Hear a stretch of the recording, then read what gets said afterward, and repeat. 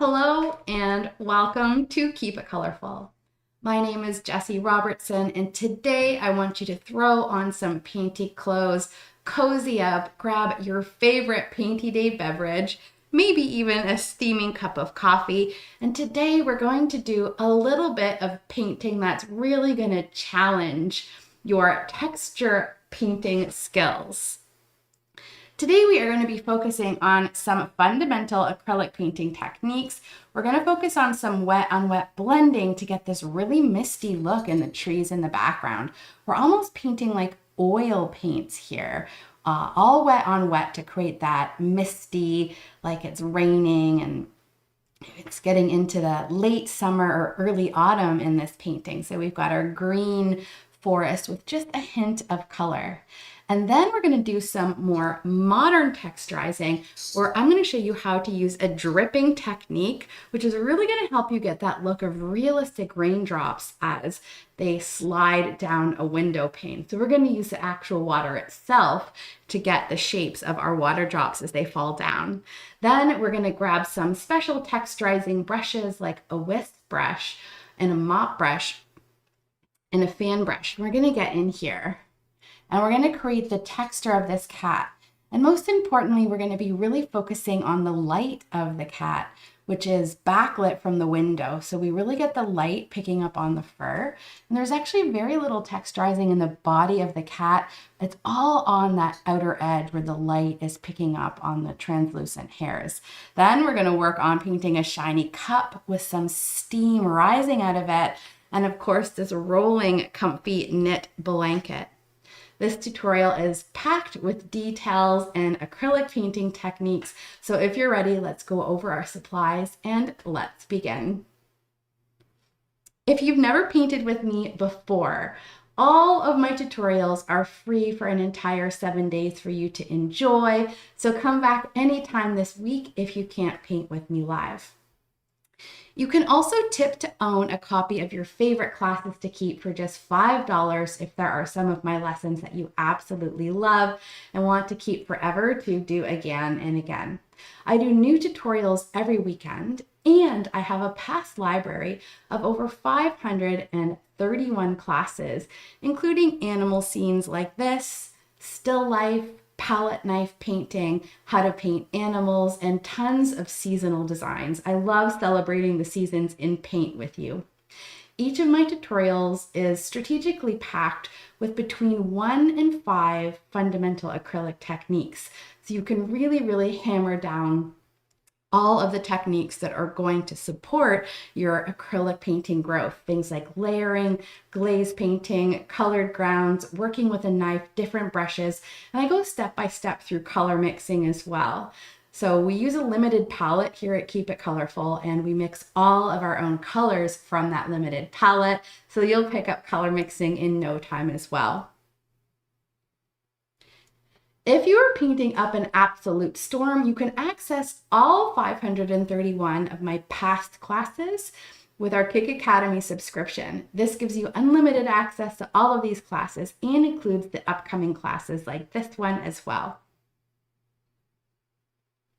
We're going to start by going over our supplies. So I'm going to turn the camera angle so it is pointing down at my desk, and we are going to zone into all of these juicy painting details.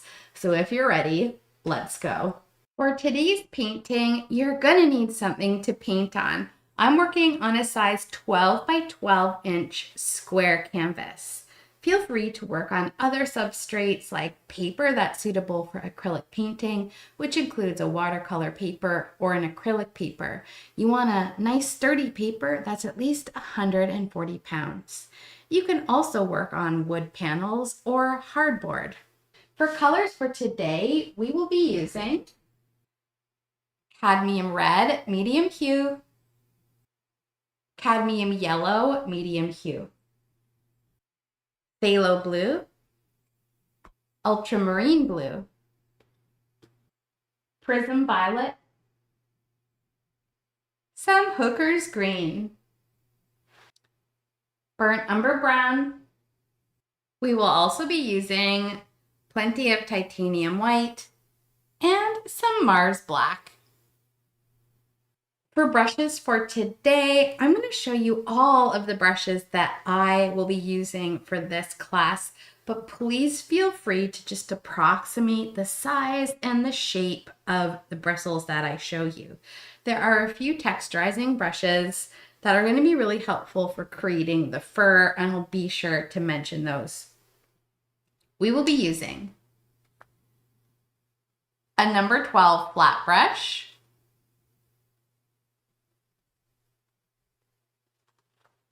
a number 8 Filbert, also a nice big thumb-sized soft brush with a rounded edge this time. A number 6 bright brush, a nice square shaped brush.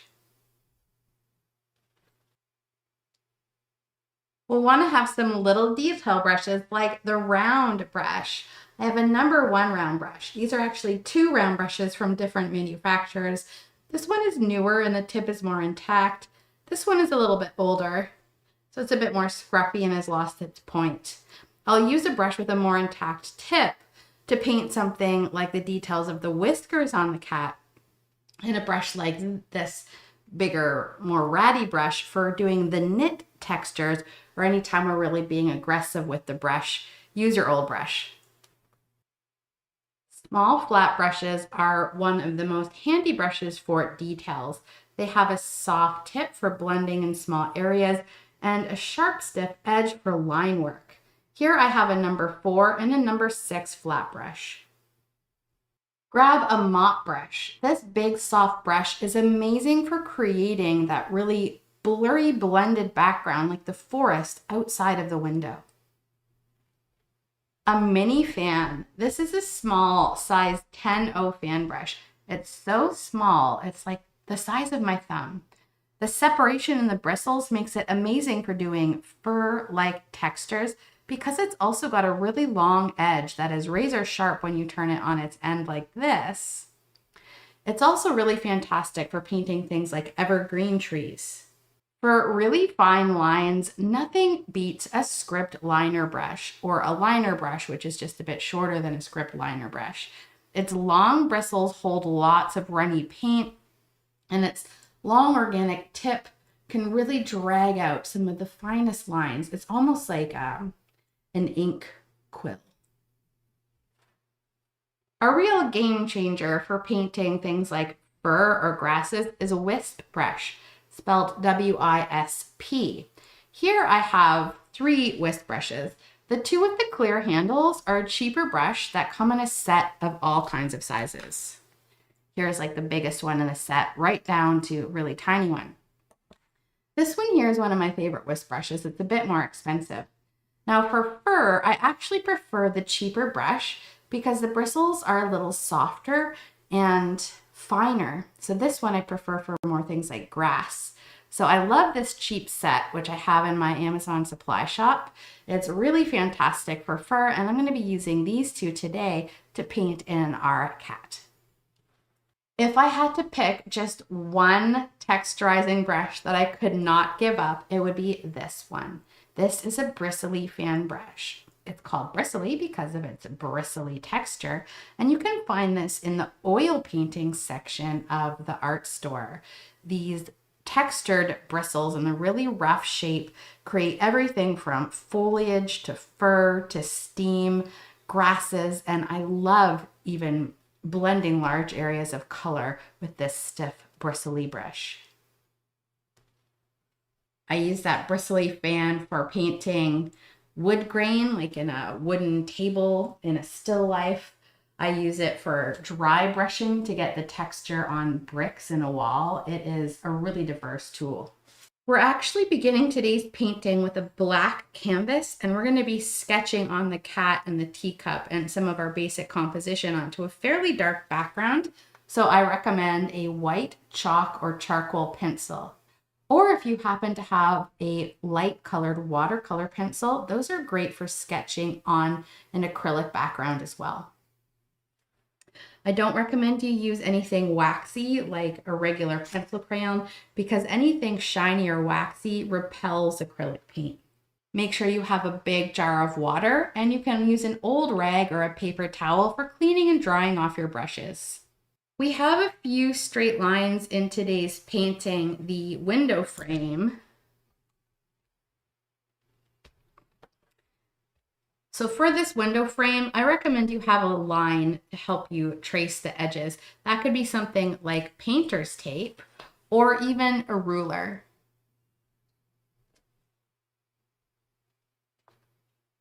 To create this steam rising out of our cup of coffee, we're going to do a little bit of glaze painting. So I will be using a little bit of Glazing Liquid for that. The G is covered up here, but this is called Satin Glazing Liquid. Satin just refers to the sheen. This medium also comes in a shiny sheen or a matte sheen. And it's a very, very see-through. It dries crystal clear, and it's a really fluid medium. It also has a slow drying retarder added to it. So this is great when you want to blend a color for a long time and for doing see-through layers. If you don't have your glazing liquid today, that's fine. You can get a very similar effect just using water. Last but not least, a few things to help us control the dry time of our acrylic paint.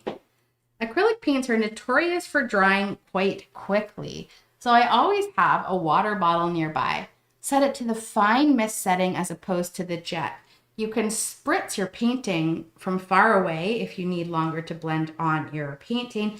You can also spritz the colors right on your palette to keep them wet for the hours that you're working on a painting. Even though they dry quite quickly, sometimes you want them to dry even faster so you can get on to the next layer of your project. And that's why I always paint along with my trusty blow dryer. Now that is it for supplies, so let's go ahead and start. Step 1. Grab your black paint and let's pour a few dollops of our black onto our canvas.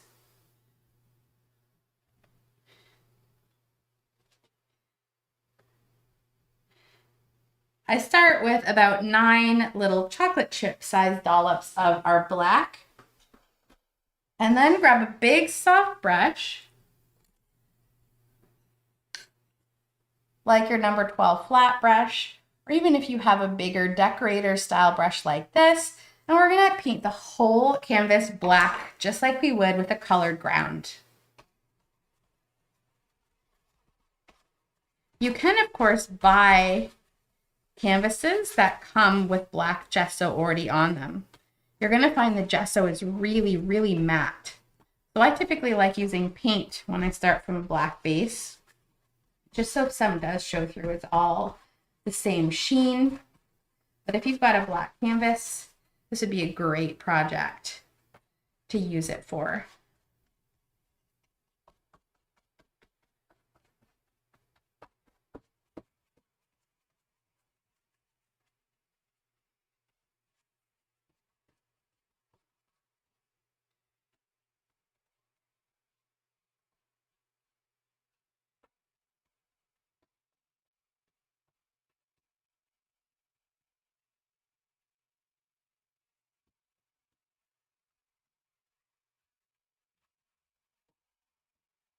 And you can just fill in all of the edges. You can paint right around the sides.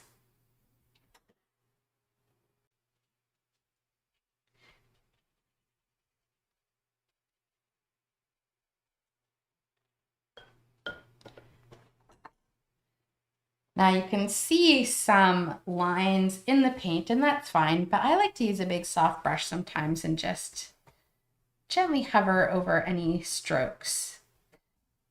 And you can see I used a nice amount of paint there.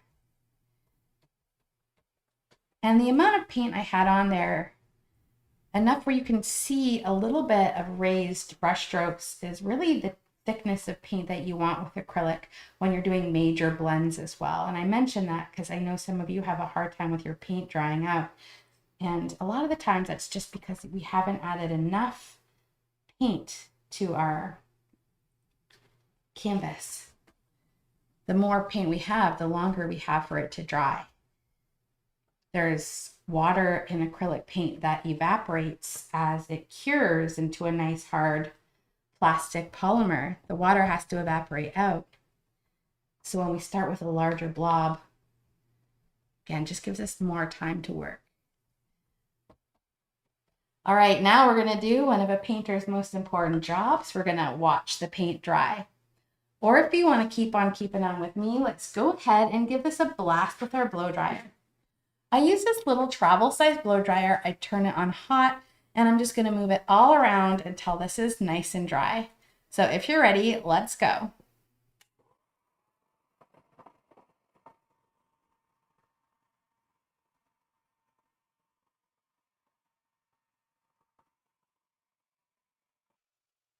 In today's painting, we are going to paint what's in behind before we paint what's in front. So we're going to start with what's in behind the window pane, that forest. Now, if you were to take a look at the demo painting, I'm going to use these little sticks and I'm going to break this out into thirds. So this is a 12 by 12 inch canvas. So this is 4 inches, this is 4 inches, and this is 4 inches. There we go.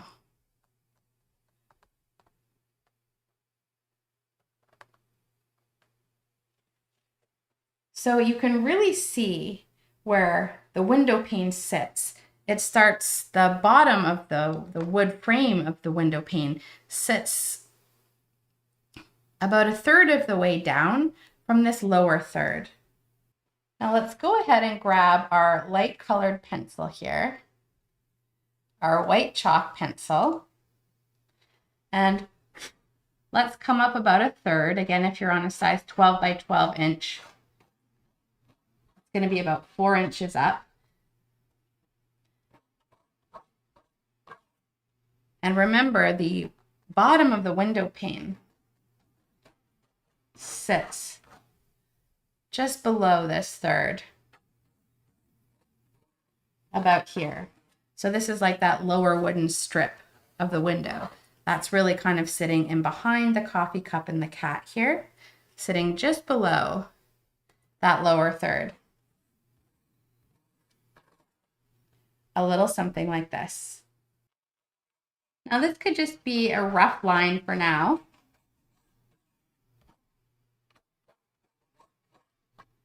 Just a guide for how far down we're going to bring the misty forest scene. It's time to mix our colors. So we're going to pour out some greens, blues, browns, and yellows. I'm going to grab my Hooker's green and I'm going to squeeze a couple of dollops out up here. Let's also squeeze out some phthalo blue.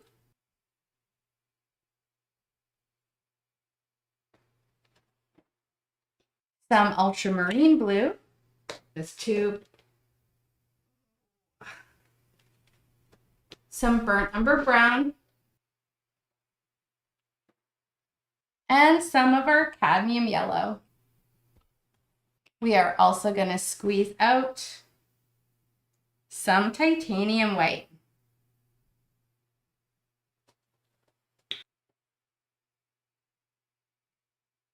There's one more measurement that I want you to find on your canvas, and that's halfway across. So if you're on a 12 by 12 inch canvas, that's going to be about 6 inches in. And you can measure it or you can eyeball it like I'm doing here. And that's so we can help place the trees in our composition, like this little tree that's to the left of that central window pane.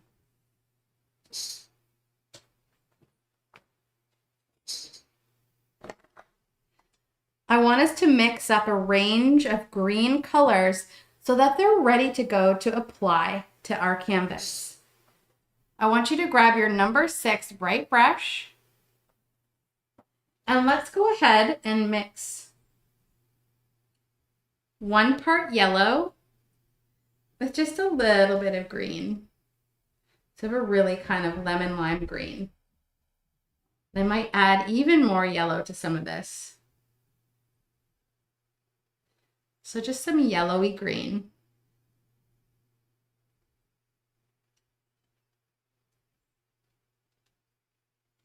So I've got a little bit of a yellowy green, and then here I've just mixed in more yellow. You don't need to rinse your brush in between these color mixes. Now I'm going to take some of my green and I'm going to add a smidgen of this phthalo blue.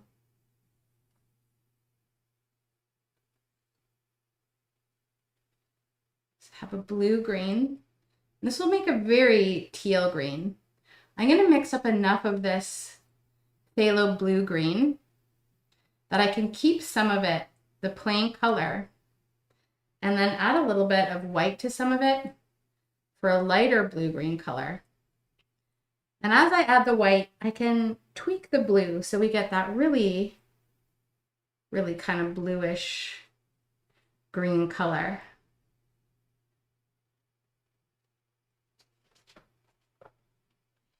Now this is a lovely blue-green, but I also want it to be a bit more of a muted green as well. So for that, we're going to use ultramarine blue. I'm going to mix about equal parts ultramarine blue and my Hooker's green.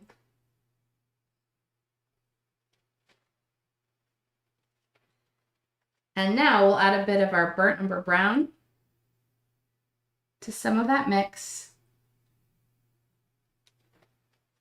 and some white.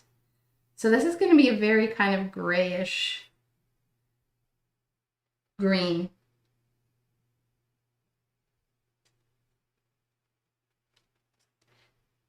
Keep a little bit of that plain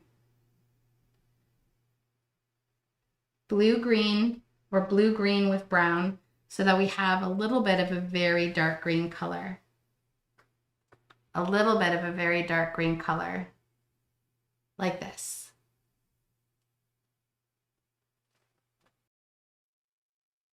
Grab your bristly fan brush and dip it into the corner of some white. You can see how the white dips down and up in relation to this center line. So I'm going to start about halfway down the whole window pane area, which goes kind of from here to here. So this is halfway from there to there. And I'm just using my side of my brush and I'm doing little pulls up and down. We can make this really light sky color a little bigger than we want it to be in the end so that we can really blend some of our trees up into here. And I'm using a decent amount of paint. I'm picking up a very large dollop.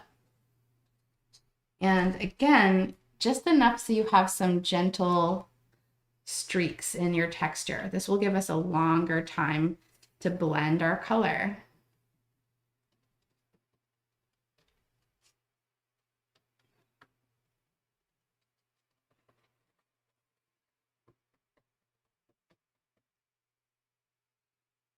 Again, you can grab a nice dollop of your paint.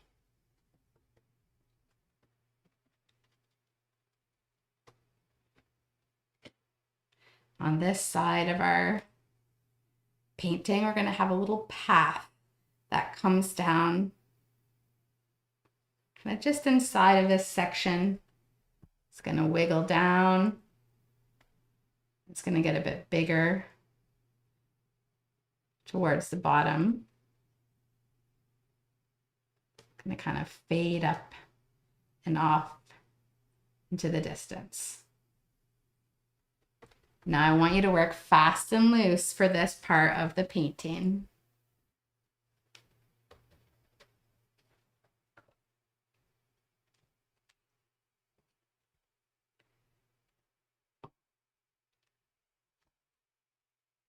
Rinse off that bristly fan brush and let's go into some of our kind of tealy blue-green. I might even do a mix of that and some of the more brownish blue-green. And right about here, we're gonna have a tree. So if we have our center line right here, you can see that we're gonna have a tree that fills up about half of this space. So to about here. So I'm gonna turn this bristly fan up the long, skinny way. I'm just gonna tap up a central trunk. And then using some of these kind of lighter green colors that we made, we're gonna pull our brush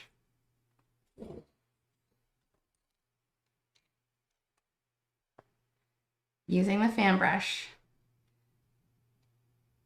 And I'm just kind of using the edge, tapping across like a little Christmas tree almost.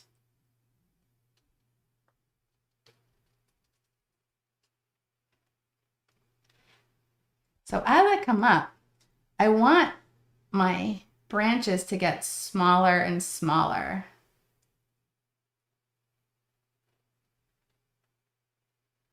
This tree runs off the page a little bit. We're going to kind of come up equally in all directions. And some of your branches might angle up, some of them might angle down. You can tap across and you'll get some really cool texture. You want it to be pretty solid in the middle of the tree, and then some branches that kind of stick out. So we've got almost this cone of solid green in the middle.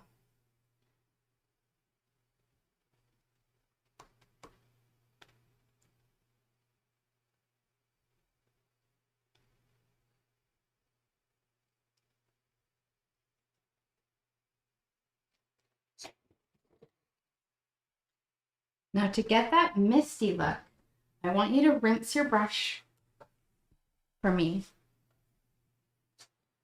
Rinse it and then pull it out on a napkin. It doesn't have to be perfectly clean, but any big gobs of paint, it's all right if it's got little traces of green.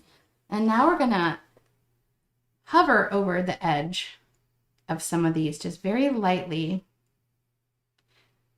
so that instead of a solid definition, it's going to kind of blur and mist out into this white.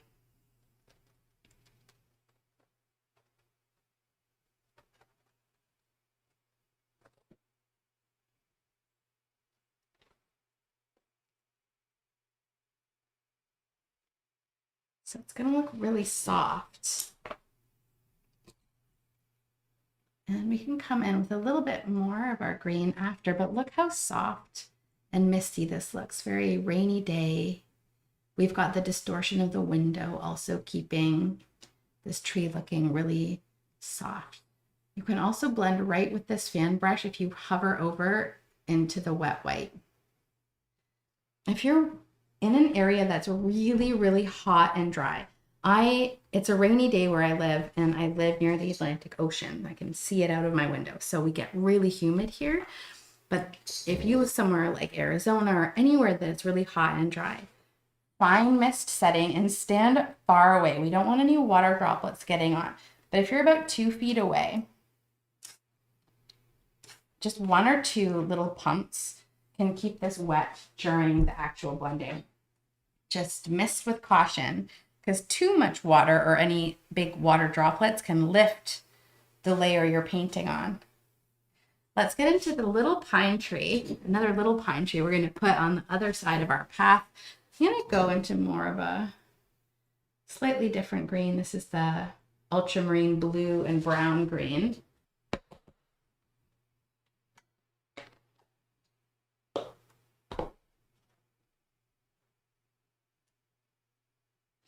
Now here's the center line. So this is where that window pane is going to be coming down. And we're going to have a little tree. Now I'm going to grab my mini fan brush, which has too much paint on it. And I'm going to hold it up the long, skinny way. And I'm going to come just a little bit away. from this center line. The center of our window pane is going to be. This is ultramarine blue and green. We even added a tiny bit of brown in there, so really smoky green. This tree is not going to be quite as tall. This one runs off the page, and this one we're going to see a little bit more of it. And I'm going to pull this, the bottom of this tree, just really smokily down. Now using the little fan and going in with the same shape.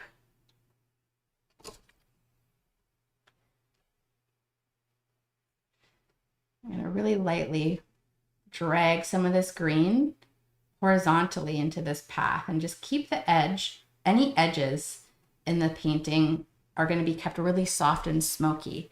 The nice thing about that black background is where I rub the paint really thin, we have some of those lovely dark colors in behind. So we can take our mini fan and do the same thing here.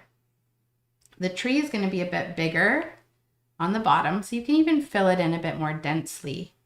It's a little bit bigger on the bottom, and then getting more skinny towards the top. And then we can pull out the branches. So we've got basically a little cone shape like this. And now we can take our brush, and the branches on these little pine trees can angle up or down or straight out. It can be helpful to kind of change the angle a little bit. Right now we're after the softness of this particular blend.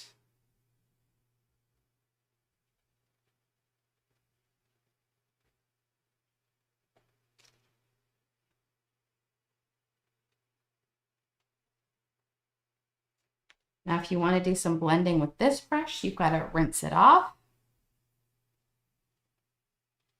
And so now we're starting with a clean, damp brush, and then you can lightly feather these edges too.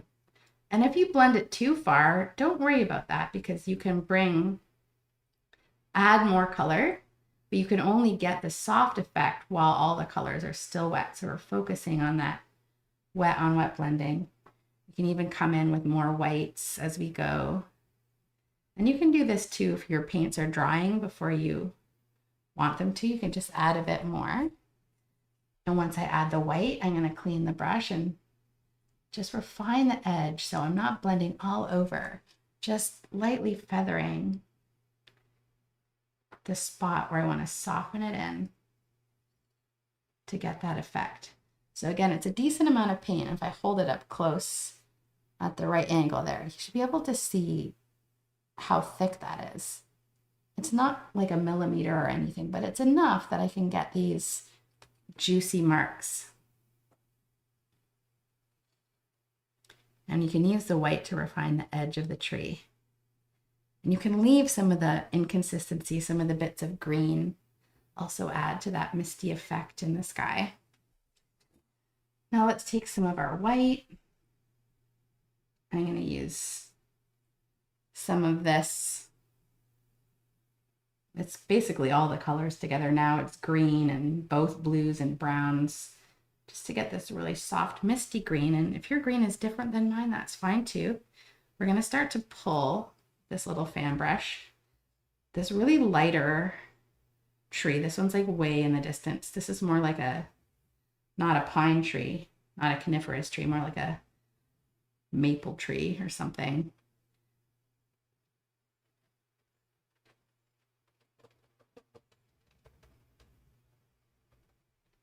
Towards the bottom of our canvas on the right hand side, we are going to transition into some darker colors, and that's a strategic move in our background because we're going to have a really light rimmed cat on this side of the window pane, and we want the light color of the cat to show up. So now I'm going to go into some of those greens that are basically just the blue, brown, and green.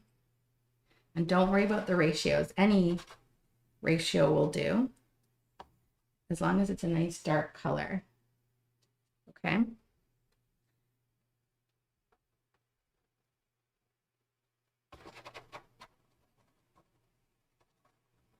Pulling a mass bit of the dark color in this window pane section, really in the lower right. And I'm going to wipe off excess paint from my brush. And here I'm using this bristly fan. And let's just blur this together.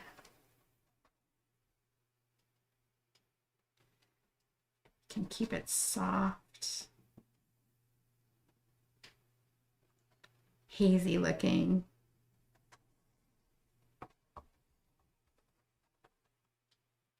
You can wrap paint around the side edges as you go.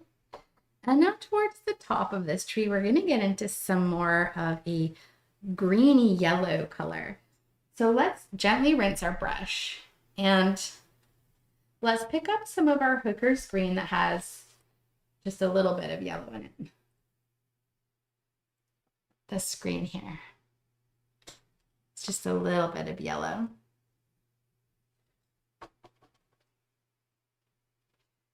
And now, again, this is about halfway up the window pane area. We're going to switch to blending in some of this more yellowy green. And now we're going to use the tip of this brush and we're going to tap along to create some branches coming out. So here, I might just use the edge of my brush and tap out.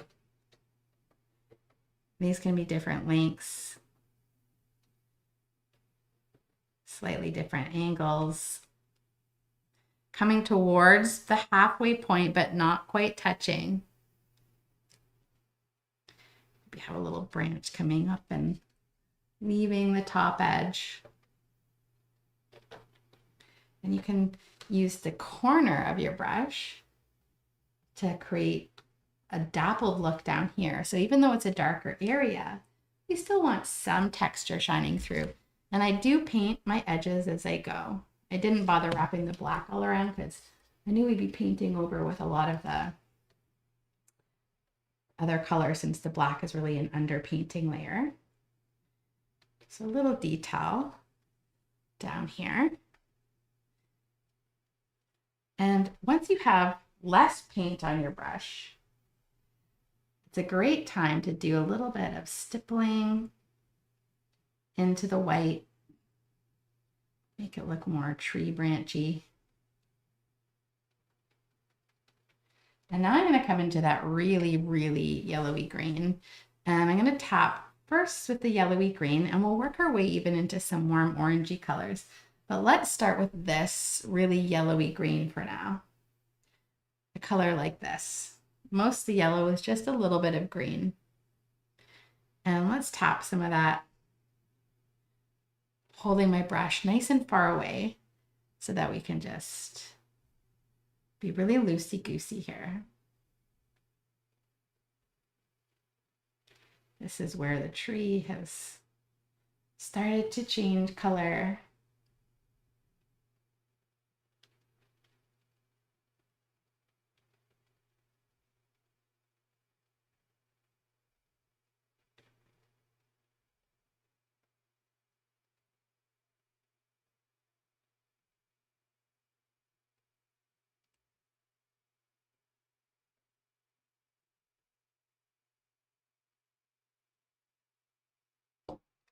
I have color in some bushes on the right-hand side of the window, but also on the left-hand side, we have two little shrubs, one here and one just above. So let's paint those in now in the exact same way.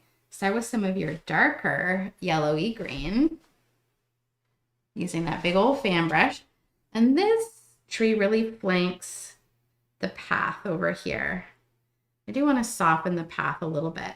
Let's bring this tree about halfway up the colored part and really sitting on the left-hand side, maybe comes to a point or a rounded tip, you know, bushes come in all shapes and sizes.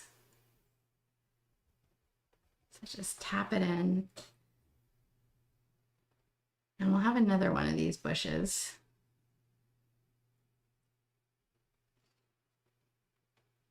on top too.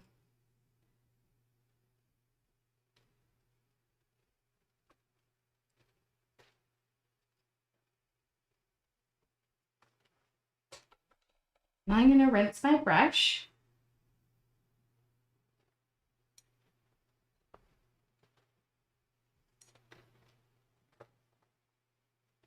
I might even grab my mop brush here with a little bit of white. Actually, it's a really great time to take a spray bottle and to lightly mist your palette. We don't want the paints drying out on the palette. Take a little white with this mop brush. I'm just going to hover back and forth. I've taken all the color off, and now with a clean mop brush, I'm just going to keep the line of this path a little bit softer. You can apply color with the mop brush, but then to blend, we want to make sure we wipe that color off. We're just going to keep this edge really soft. As I'm softening this edge, if I tap, do you see the cool texture that this brush makes too? This is a great brush for not just softening like this. And we can use this to soften anywhere. We can come back up here. As long as your paints are a little damp, we can gently soften and get that misty look on any of the edges. Let's keep it darker in here. On any of the edges.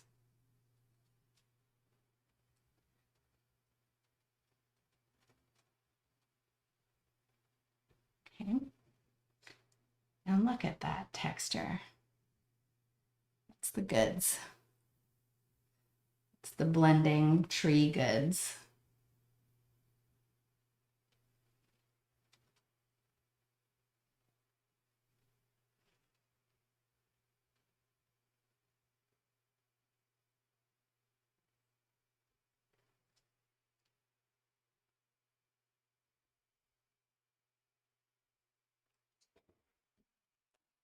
Why don't we use this mop brush to lightly tap in some yellow texture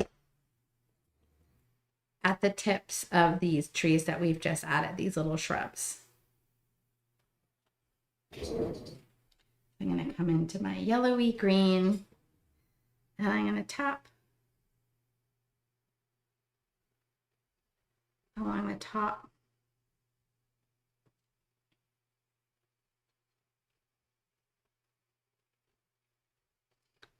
And luckily we've just added some wet paint into this path because this will make it easier to keep the transition soft. Even picking up a bit of the white as we touch it. And now when we come over here, it's going to lighten the tip of this tree a little bit. In fact, that will be the next step. We'll add a little bit of white to some of the yellow.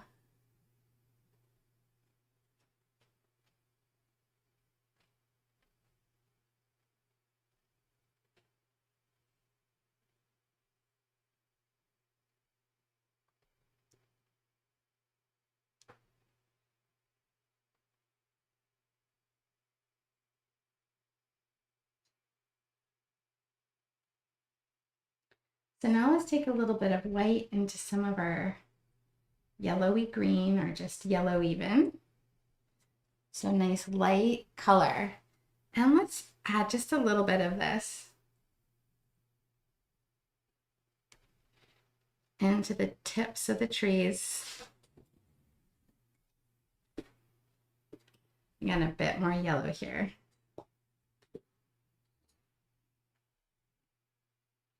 There we go. So getting some of that paint with the mop brush, it works best when we have just a little bit of paint.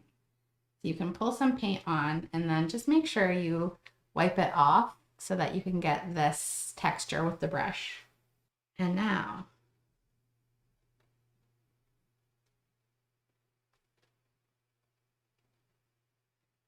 if you don't like using the mop brush, you can go back to the fan. Just doing some really light highlights in the yellow, the very tips here, with whatever texturizing brush you prefer. bristle fan, mini fan.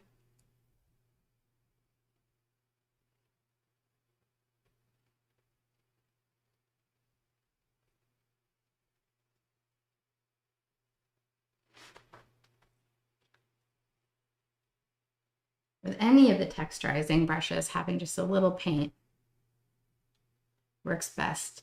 You can even use sponges for this, but because we're doing more refined marks, I like using the brush because it's a bit easier to pull it into shapes. Even this brush, you can kind of pull it flat and then mess it up because of the bristles, or you can make it like fatter and open shape. So I just pinch it closed and I can come out with these little branches.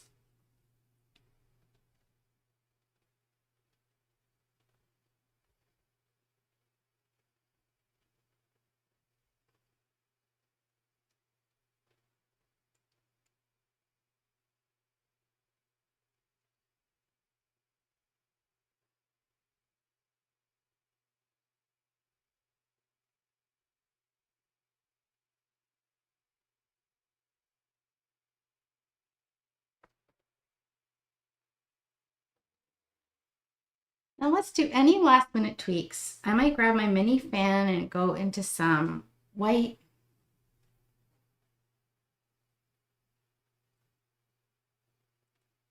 Beef up this little path here.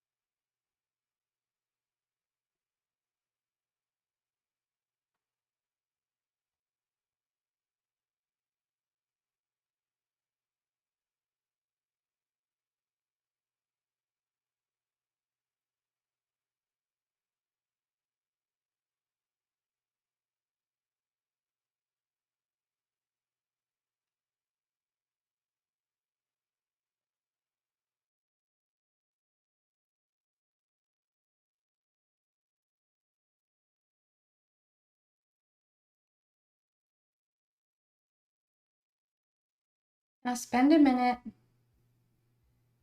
tweaking.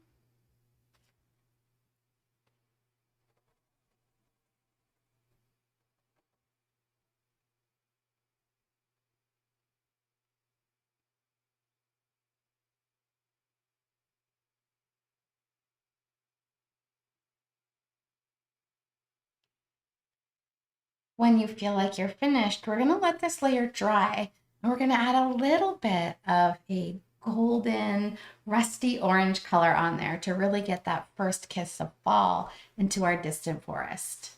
I'm gonna take this blow dryer, turn it on hot, and I'm gonna give this a dry so we can get into the final layer of our behind the window forest scene.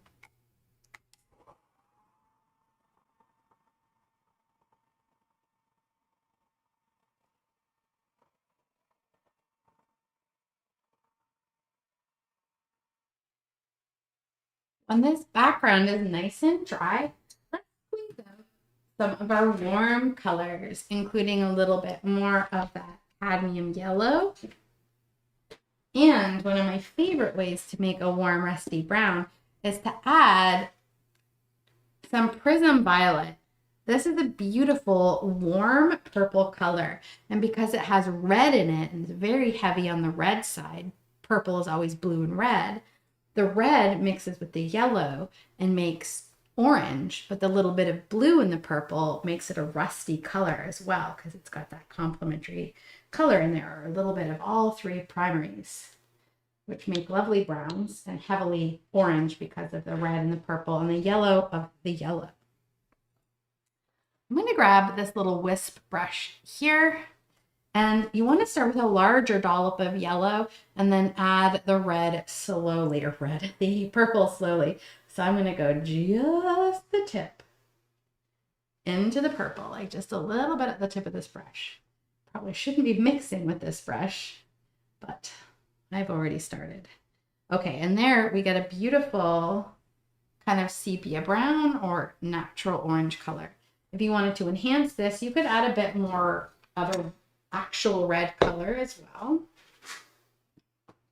So if you wanted this to be more vibrant, I like it being muted in this scene, but you could just the tiniest touch of red in there would warm that up a little bit. It's a gorgeous color. Okay, but I should not have mixed with this brush. Now I'm going to wipe off some of this paint. Squeeze as much out onto the palette because we just want a little bit of paint on the tip of this whisk brush. And I'm largely going to use the side edge of this brush, also a bit of the tip. And remember, because of that forked shape, we're going to get all of these very cool little tree-like marks. Just play with the tip of the brush. I'm going to add a bit of water to some of this color. And I'm just going to start over the darker green. And by the way, for a darker brown, just add a bit more purple.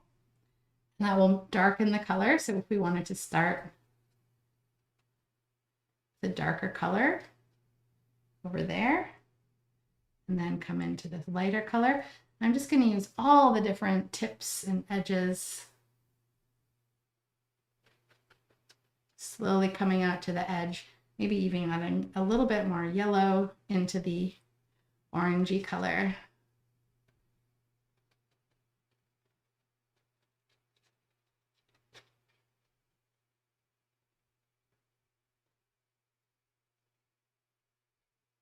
Adding a bit more yellow to the orangey color, even a little bit of white if you like.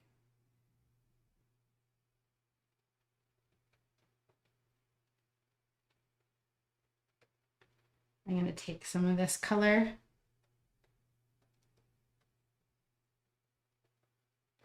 into the tips of this bush here. I want to keep this all very soft. And remember, to get the soft edge, you want to take a mostly clean brush. So I've rinsed it off, tapped it off, so it's mostly clean. And now I'm going to use the edge, just lightly feather over top.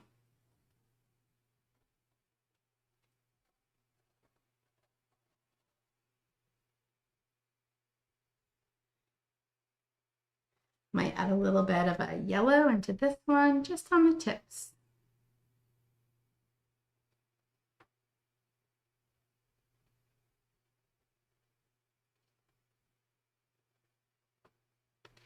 Adding a bit of white to your color will keep it looking really bright. Having the plain yellow will make it a bit darker and more muted.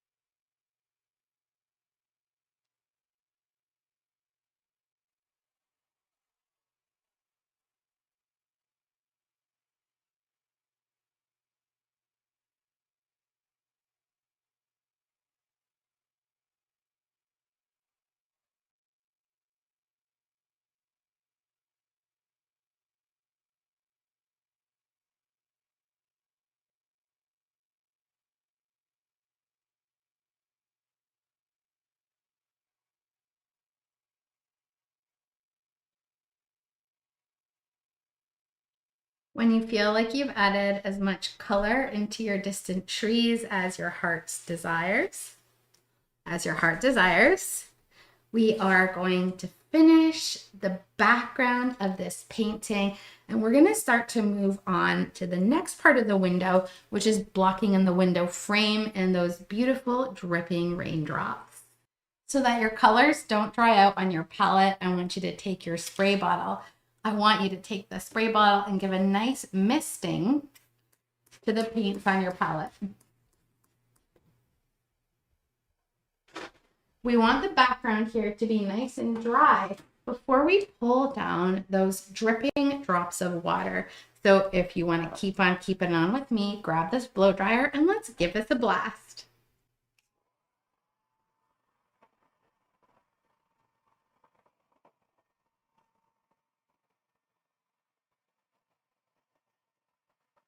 Someone had asked me why we started with a black canvas on this painting. So I wanted to quickly show you a reason why we might start with a black canvas for a project and why I chose a black colored ground for today's project. So if you were to squint your eyes and look at this distant forest, we have a lot of dark areas and just a few light areas. And green in particular can be a very see-through color. So I've got this little black square. I'm going to dip into some of my plain Hooker's green. I'm going to show you it over the white as I scrub it out the way we did to get that soft edge. It's a very see-through color. Whereas if I build it up over the black, I can retain a lot of that darkness, and it's much easier to lighten this color where I need a little bit of light than it is to have to darken all of that, especially with a soft scrubbing motion. So I've got this lovely green over the black versus over the white.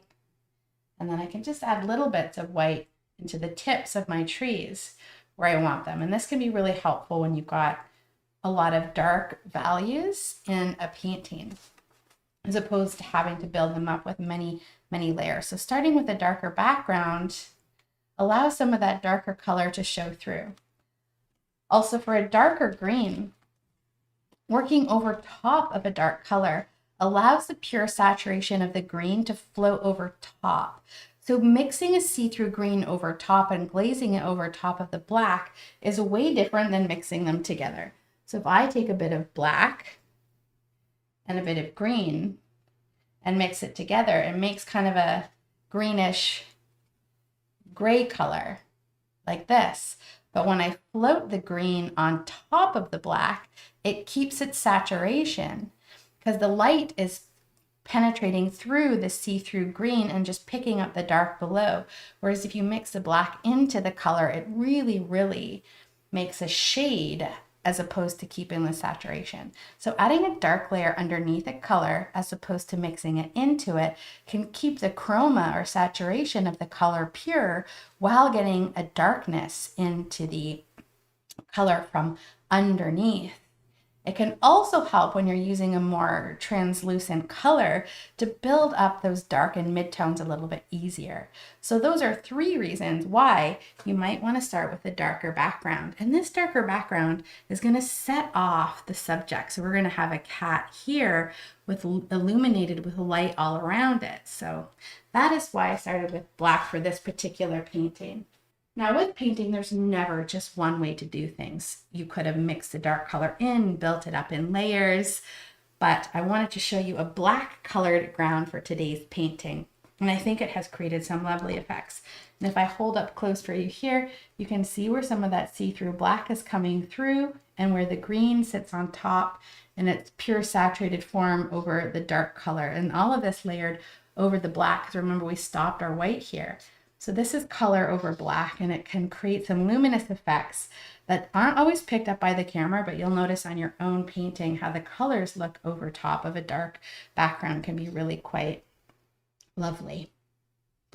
So black base, black colored ground is a tool you can use in your artist toolbox. We're going to pull on some water drops.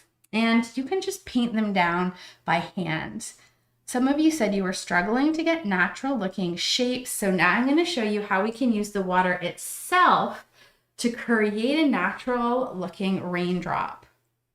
I'm going to use my script liner, and we want to have some white that doesn't have a lot of, or ideally none of another color contaminating it. So some pure white, and then we're going to mix in some water so that we have a mix of paint that is really, really runny. And you can just drip water from your water cup as well right into that paint. So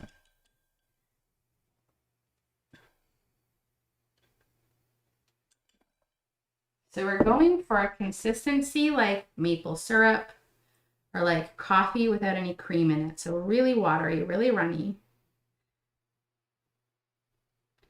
Because we want it to actually drip down the page.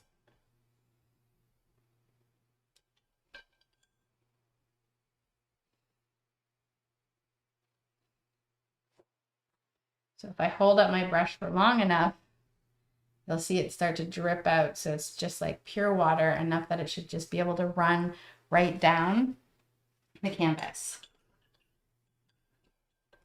Then you're going to take your really runny mixture, and we're going to need to tilt upwards for this technique to work. So I'm going to put some paint on. And I might even add a little just plain water into it to help it go. You can guide it as it goes with your brush or just by dripping it down. You can keep adding water to the top. And if you want some drops kind of going halfway down, you can angle it back. So the water will follow the same trajectory. If you've done watercolor, you know this very well, that water is attracted to water. So we can get another drop, maybe right next to it. I often find I need a little help. And so from here, we can make it more opaque by coming in with some more white later. But for now, again, you can use your brush to help it along. Could add just some more water or wet paint.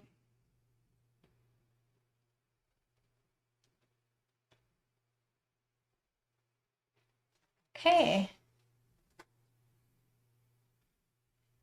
Now you can practice kind of trying to sketch down a natural looking drop as well, or you could do a combo of both. Start the line and then drip down some more water. Again, the water is going to follow the mark you've made.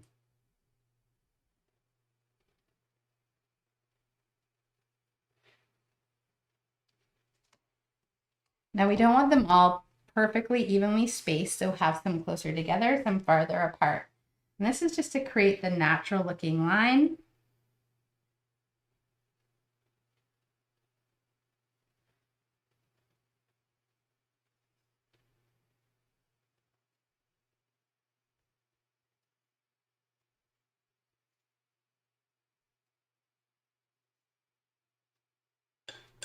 I'd even start a couple of these all at once. Maybe even have a couple coming together to form one.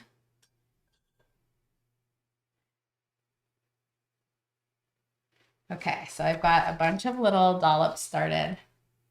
Some of them might go on their own. Some of them I might need to help along a little. You can even pull two merging together so you can guide them.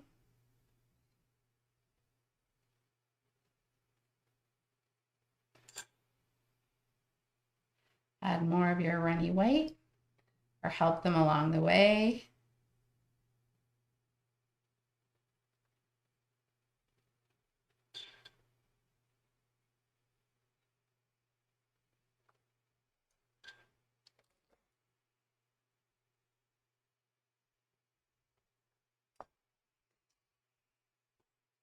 Going full vertical is really going to help.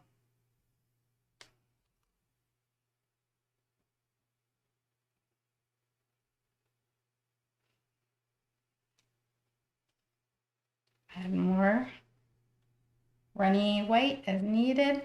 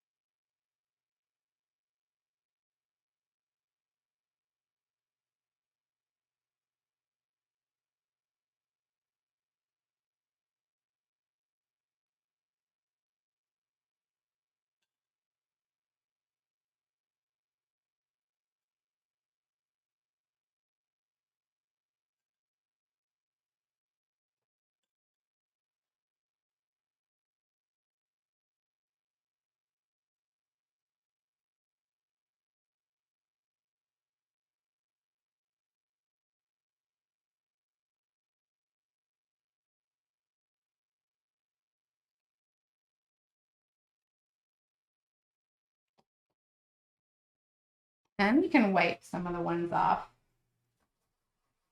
from down below. Those guys are gonna get covered up. Using a clean, damp paper towel or an old cloth.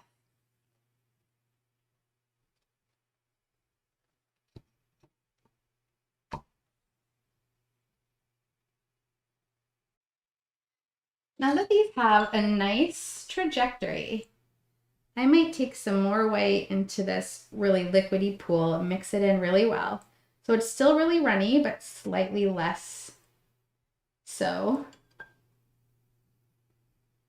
Bit more opaque by the addition of some more titanium white.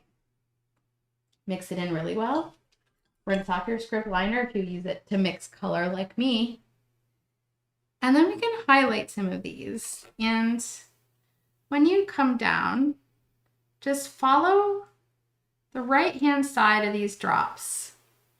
And you can even break it up a little bit. So you can add some broken white to this.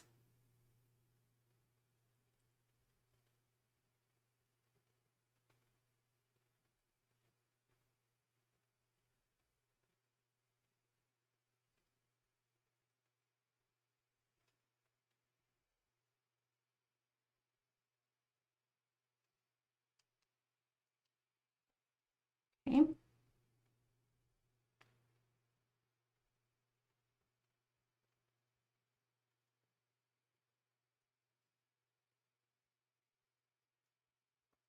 So just highlight down the one side.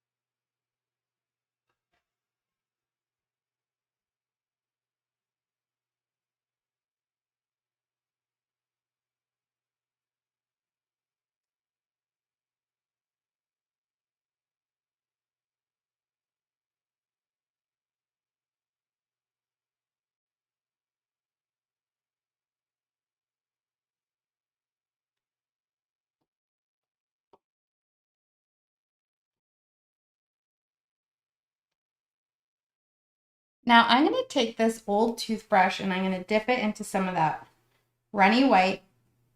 I'm going to use my finger and I'm going to pull the bristles back.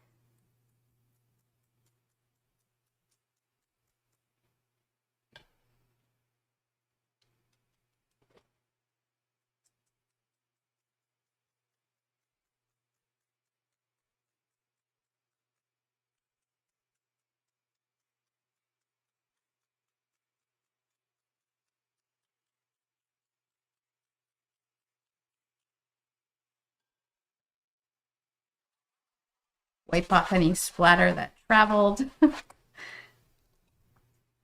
Okay, so nice rainy window. Now, if you ever take something too far in a painting, as long as the background is dry, I'm going to show you a way you can tweak your color. So I have this brush. It is clean and it's just a little bit damp. So as long as the paint that you're trying to correct is still wet, I could come here with this clean, damp brush and I can either rub a mark totally away or I can just soften its edge by taking this clean, damp brush and coming along the side. So you can totally wipe lines away this way, okay, by coming in, and you'll want to have a paper towel to rub off anything around it, but you can wipe marks away, or you can make them thinner.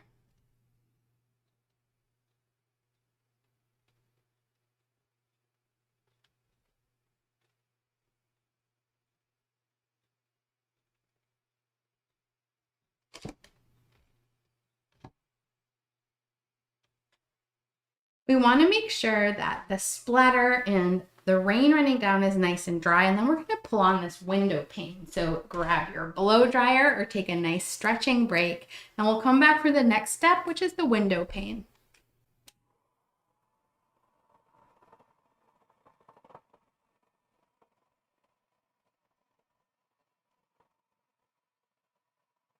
The window pane has some straight edges, so you might want a ruler or some painter's tape to help you with this section of the painting.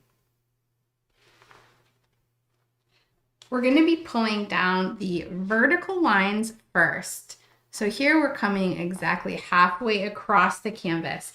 Because mine is 12 inches, I want to come 6 inches in, which is here.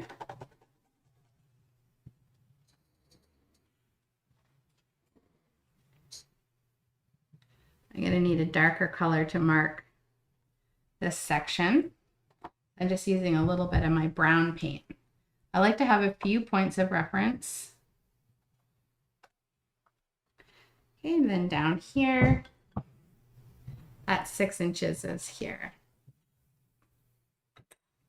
Now there's two things you can do. You can hold your ruler onto your canvas and then sketch down. We're going to bring a little bit of width. Mine's about a finger width coming across here. So you can either sketch these lines so that they come out a little bit on each side from your center point, or you could fill in some painter's tape. So if you wanted to use painter's tape,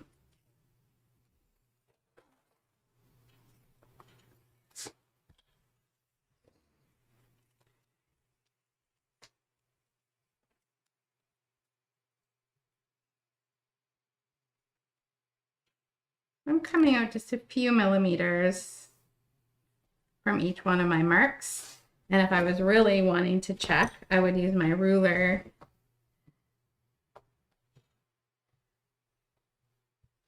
be like this one comes out this far. And just make sure that they lined up nicely.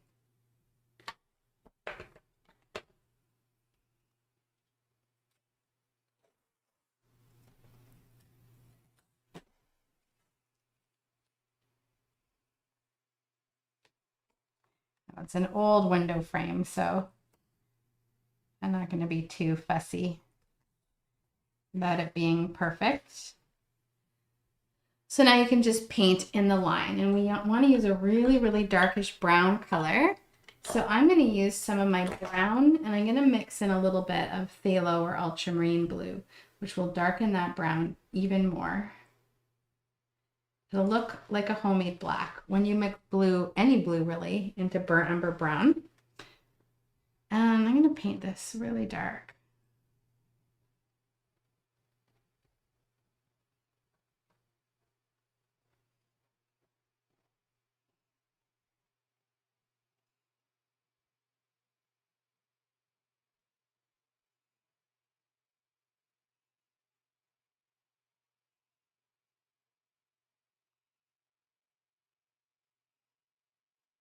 Now, alternatively, if you don't have painter's tape, we're going to do some of the window pane along the side edge. You can just hold a ruler like this. Push it gently down into the canvas. The canvas is kind of springy, so just hold it down gently.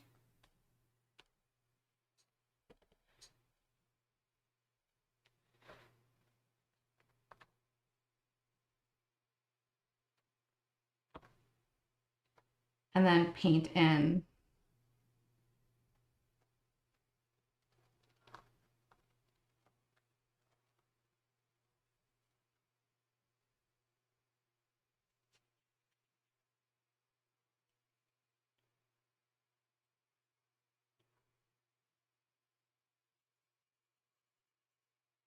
And then carefully peel up that ruler, and we should have a nice dark window pane.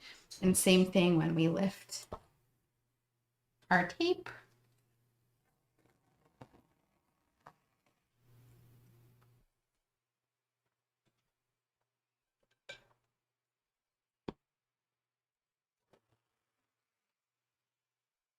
If you got any bleed through at all, don't worry, our background is dry. So we can do that same technique I showed you with how to lighten these drops. So I have a little bleed through. I'm going to take a clean, damp brush. I'm just going to train this little drop back down.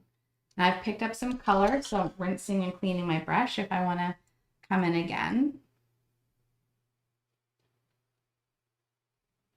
So you can move that paint back wherever you want it to go. I'm going to do that on both sides, aiming for a nice, clean, straight line.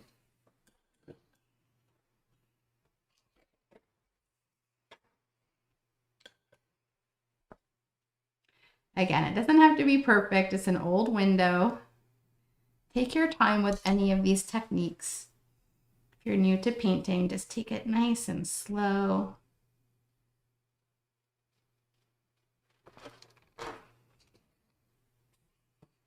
And I'm going to do the other vertical window pane on the other side using my ruler. I'm going to make sure there's no wet paint on my ruler before I lay it down. Don't want paint in unintended places. Set it down. And let's fill this bad boy in.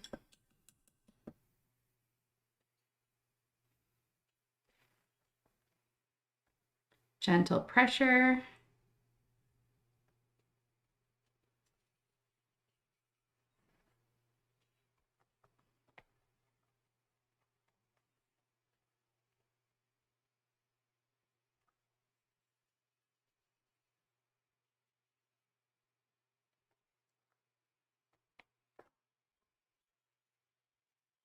We're going to let this dry, and then we're going to come across with the horizontal window pane.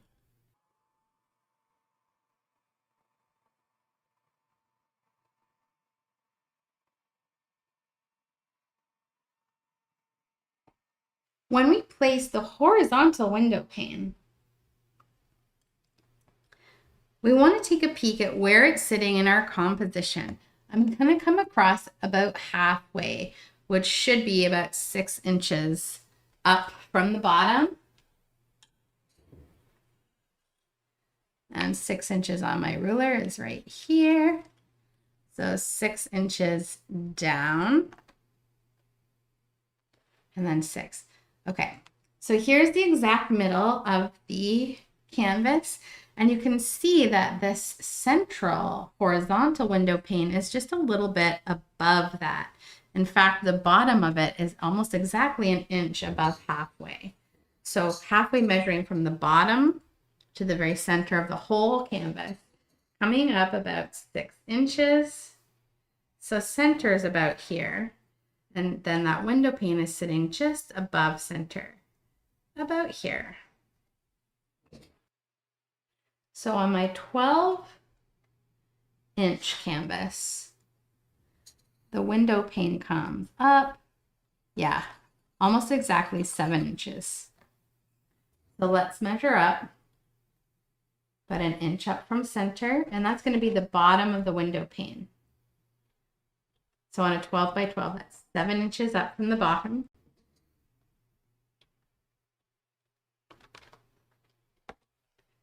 ends.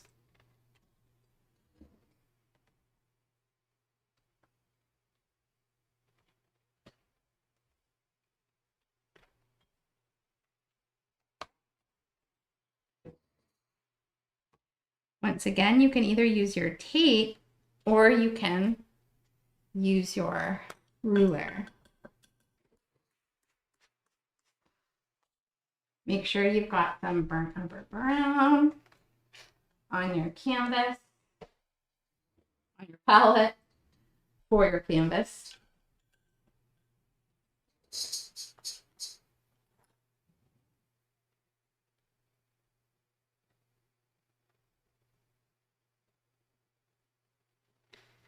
And I'm going to push gently.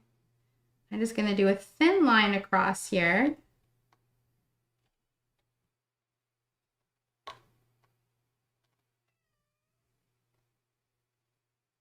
That's my kitty. I don't know if you can hear her at the door.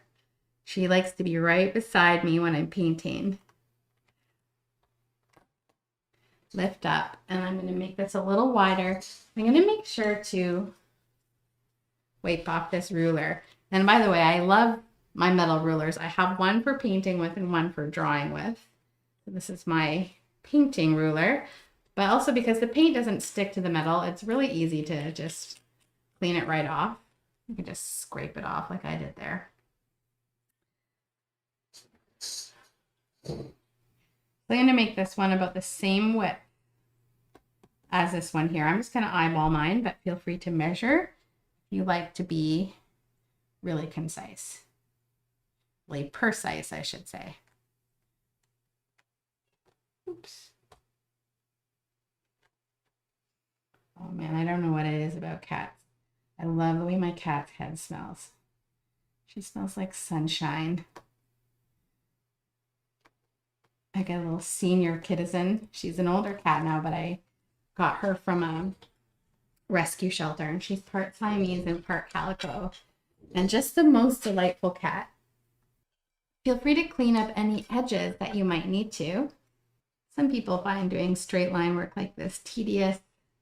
I find it kind of relaxing, and it can add some really lovely structure to a painting.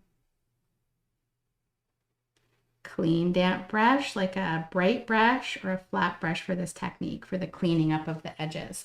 And last but not least, we're going to add this bottom of the window pane coming across. If we were to cut this into thirds,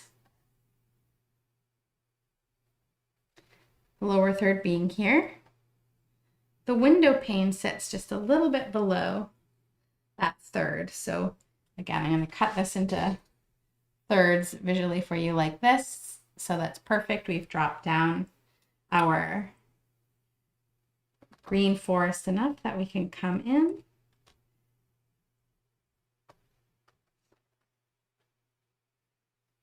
A few inches up. And paint across with your brown. We're coming over some black here, so we shouldn't need to add any blue to darken this particular section.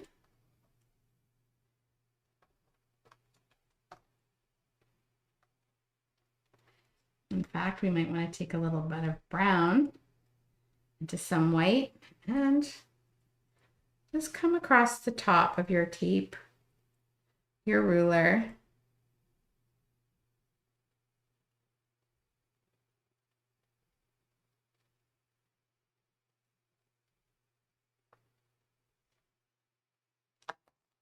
Carefully lift. Okay, I can do a little line for the bottom.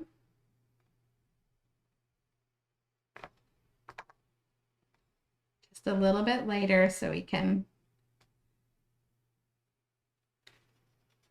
mark where it ends.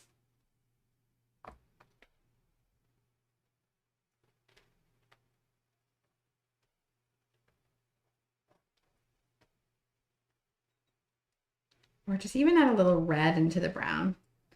Red layered over black actually makes a lovely brown color, but a warm brown. which should help separate it from the black. There we go.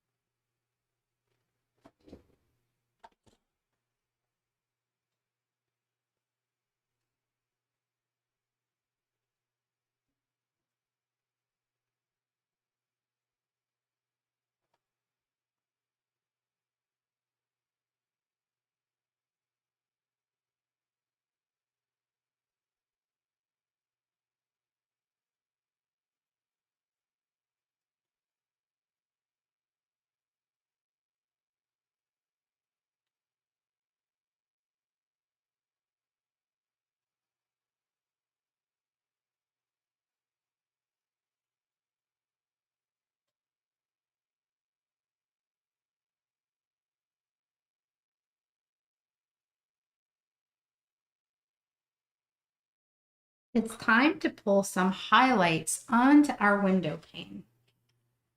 Make sure you have some white, some yellow, and some brown on your palette. I like to start with a light yellowish brown, so mixing some white and yellow and some brown all together.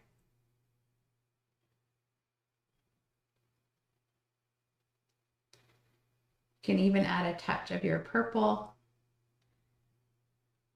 until we get this kind of light coffee color.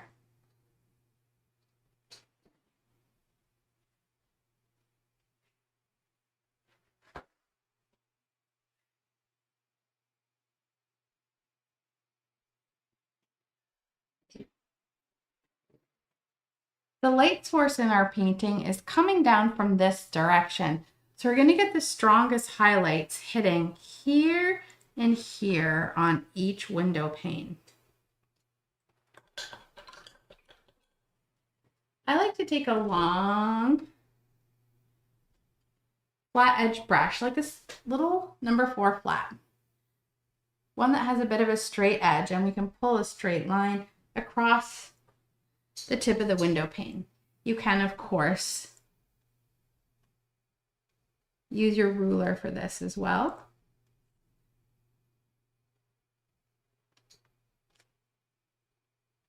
For this technique, you're using just a little bit of paint on your brush. You can put some plain brown into the center, plain dark brown.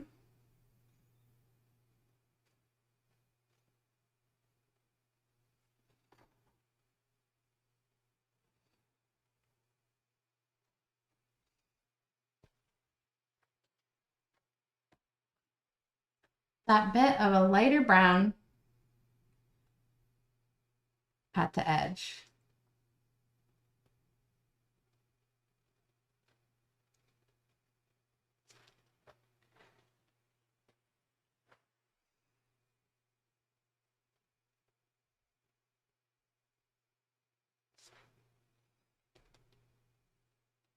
Have a little bit of a lighter brown on both edges of the window pane. It's just going to be brighter where the direct light is.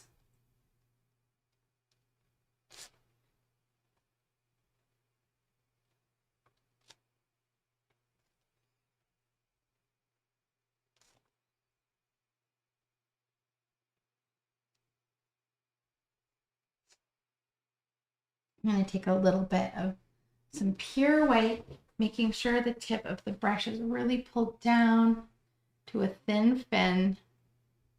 So get that nice clean edge. And you can tap some white right across the top.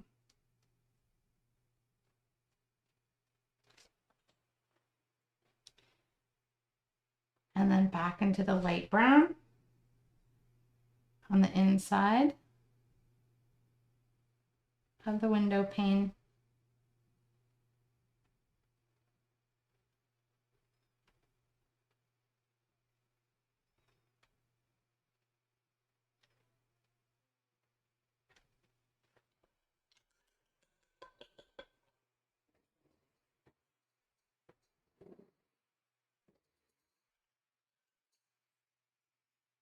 use a bigger brush like your bright brush for this as well. It's got a bit of a longer, flatter edge. Just make sure to pinch that brush down.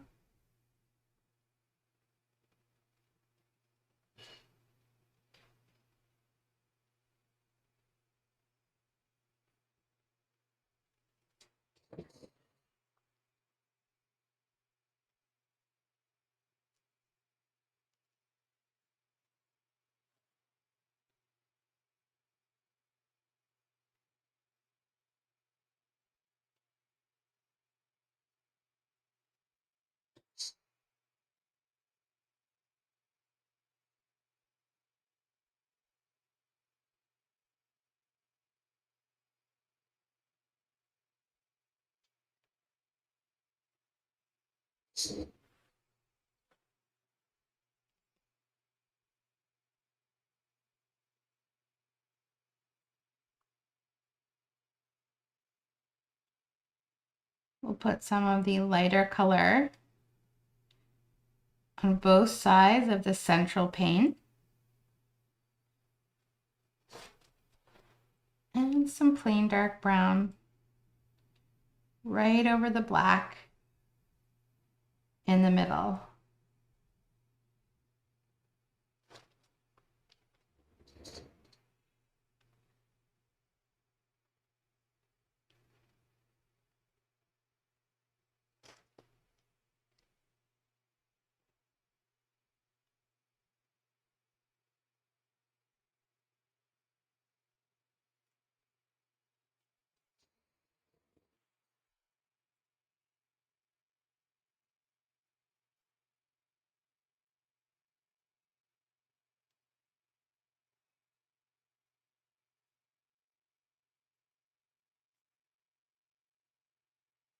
Hold your brush up, long vertical way.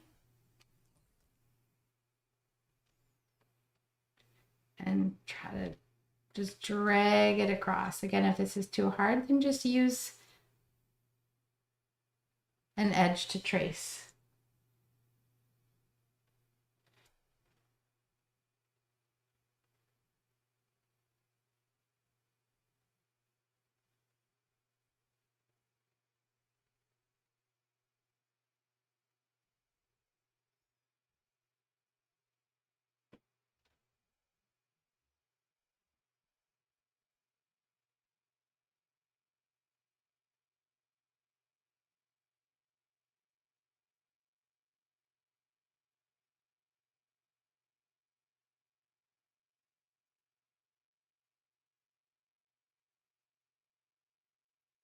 Take your time here, there's no rush. Just go nice and slow.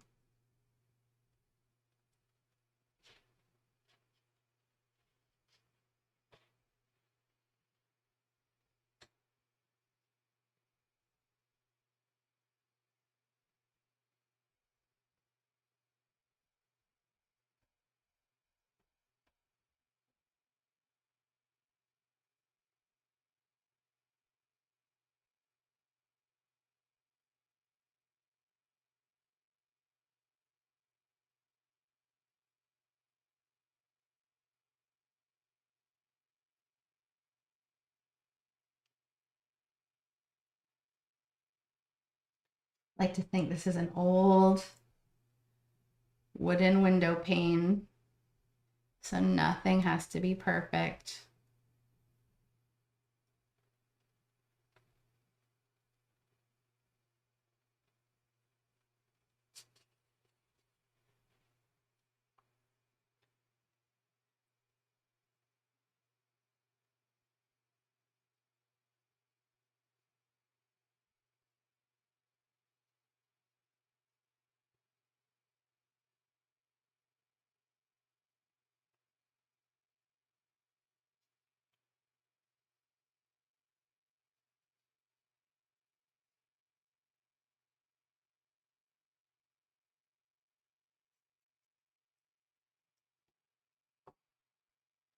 So just giving a little depth to the window.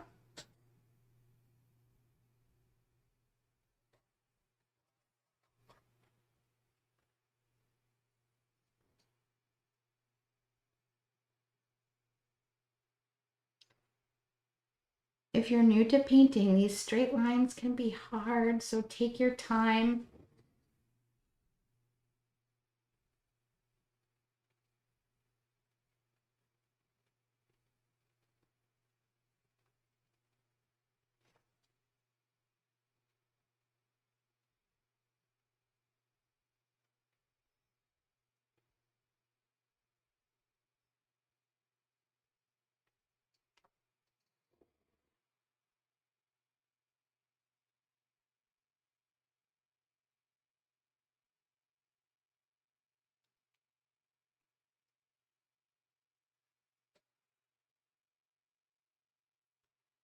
I find if I drag some of this brown on top, letting it kind of scumble over the surface so that some of the darker color shines through, and keep the highlights kind of broken, rustic texture as well, it can give that cool wood grainy effect. So it doesn't have to be perfect.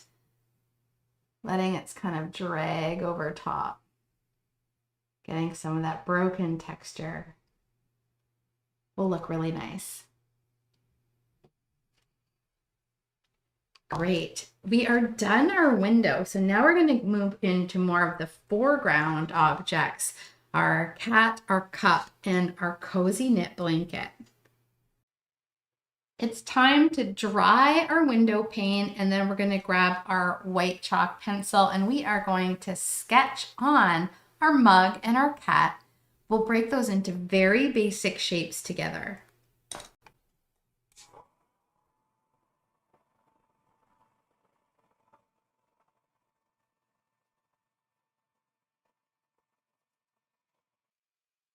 Now let's take a peek at that halfway point of our composition again.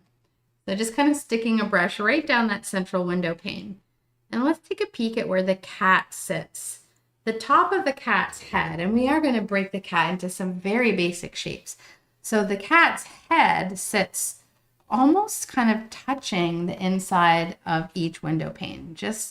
We're going to keep it a little bit smaller at first because we're going to fluff out the fine, really light hairs. But look here, it's just a circle filling this space like this. And then, here's kind of the neck. The body is basically like an oval shape like this. And then the paw is another oval shape coming up on a little bit of an angle. So now when we come over to our canvas here, we have a circle that really comes right up close to the bottom of the window pane. And the circle almost kind of fills this section. Okay, so that's the cat's head. And then below, we've got kind of an oval shape like this. And they're pretty much in line. So the oval shape and the circle shape kind of come out to the same point there. So I want to make sure that they touch. Circle shape, oval shape. And coming up on a bit of an angle, we've got another little oval shape like this. And the cat's ears are going to come off like little,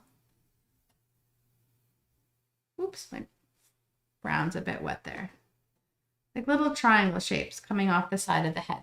Let's start with just these oval shapes. And then the neck comes down and off. So kind of got the head, and then the body just slides right off. On this side of our painting, and I'm going to keep this brush right here. So on our painting, we've got a big fold of fabric that's going to come right down to about the middle, and it overlaps the body of the cat here a little bit. This is our knit blanket coming right down to center. Body of the cat coming up and off, attaching to that circle shape. And then the belly of our cat right here. Here's the side of the face. Here's the blanket. Now on the other side of the painting, we've got kind of like a little bubble Another little bump of the blanket coming up just a little bit, and then another little bit coming up through the corner right here. And I'm just going to leave this for a minute before we draw the ears on fully. They're going to be like soft triangle shapes coming off the top of the head. A little fold of the blanket. Down, bubble, up. Okay.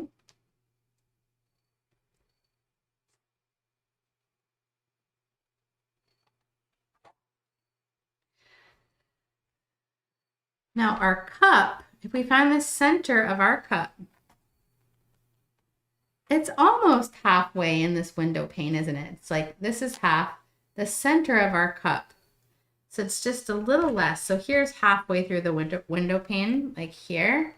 And the center of the cup is going to come just a little over. And if that's like looking at this little window pane here. For our cup, we're also going to break this cup into some really basic shapes, starting kind of just above this dark window pane here, or almost like right in line with it. A really squished oval shape, like a little ellipse. So I want that coffee cup nice and snuggled in next to the basic shapes of our cat, so that the center of this cup, and we can even do a little line coming down here straight for the center of the cup. Then I want you to draw a little soft oval shape, kind of like a squished oval shape, like this.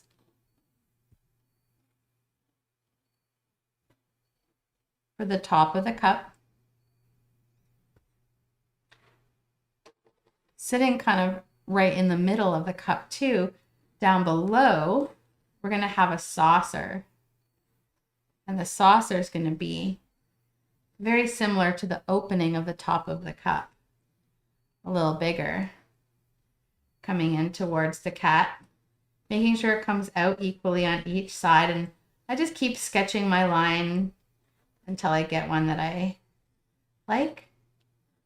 Making sure it's coming out equally on each side, here and here. The bottom of the cup is going to be sitting, making sure it's in the center of the plate. And you're just going to come towards the bottom of your plate, sitting right in the middle of the plate. Well, if we could have X-ray vision, it would be kind of like we would see another little oval for the inside of the cup and the center of this oval. And then the sides are going to come up and meet the edges. Now you can check the distance from the center to the outer right corner and the center to the outer left corner to make sure that you've got a little smiley face, and then open it up on top to make sure that you've got the accurate-ish proportions. I mean, it's a painting. It doesn't have to be perfect, but we are going to go for a little bit of symmetry for our cup shape, the little blanket fold coming up over the top just a little bit. And from here, we are now going to sketch on a shape for the handle of our mug.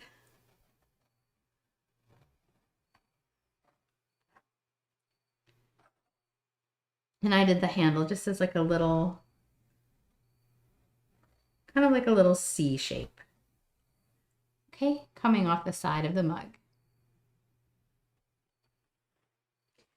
Now let's come back to the little ear shape of our cat. So we've got the circle for the head, the oval for the body, and then here's the kind of chest of the cat folding up over the little paw, which is just a little bean shape blanket overlapping. So the ears are going to come off. The top of the head is almost kind of flattens out a little bit on a cat. They have really flat foreheads. And the ears are just going to come off down into the head like this. Okay. Sometimes I do a little angled line where the ears come off the side. But that's going to be it for the shape of the cat and the shape of the mug. Let's sketch in a couple of more folds into our blanket.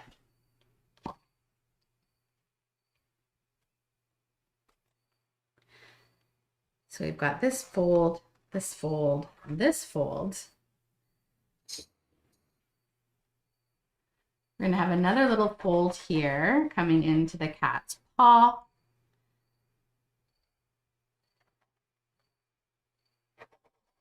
Maybe a bit more down like this. And then there's a big kind of wrinkle up in behind the cup. It kind of comes up and down. And then a big fold of the blanket. It's kind of coming up and off the side like this.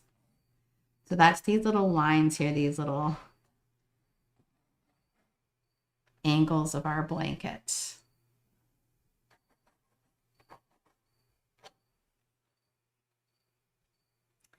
This is just a basic sketch to make sure things are sitting where we want them in our picture. Now we're going to do the magic, which happens with the paint as we start to fill this in.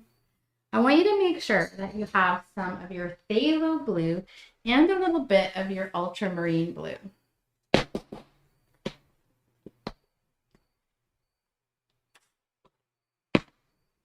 going to make a custom blue. That's got a little bit of each in it. Rinse off your number 6 bright brush, this one here. And I'm going to start with some ultramarine blue. Then I'm going to mix in a little bit of white. And then I'm going to add a little bit of my phthalo blue. And then I'm going to add a little bit of burnt umber brown. Maybe a bit more of that phthalo blue. And I'm going to take some of this and I'm going to add some white.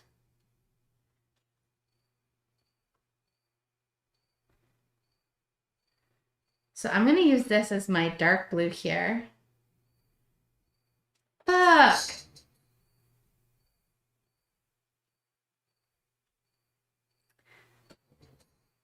They're going to take some phthalo blue and some ultramarine blue. Before we start filling in with these blues, I like to go around the outside edge of the mug with a little bit of white using some of my smaller brushes, like these little 1/4 inch flat brushes.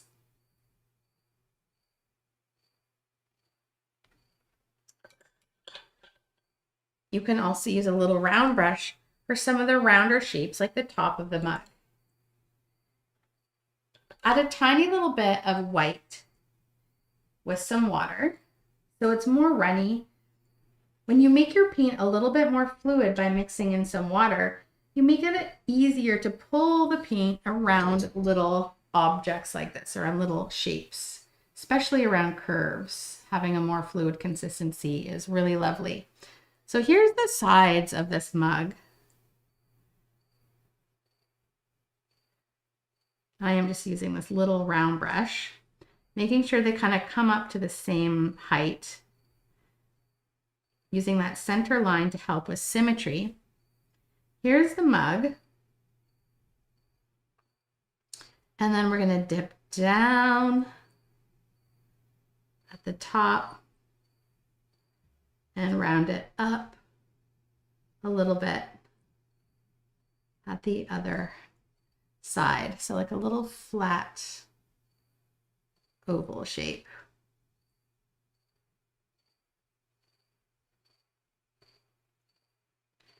And I'm going to draw a little line, like a little rainbow right inside to mark the line where the coffee sits inside.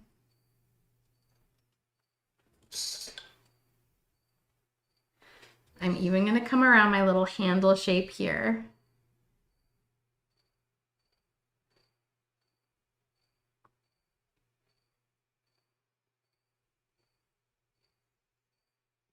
Make it the same width.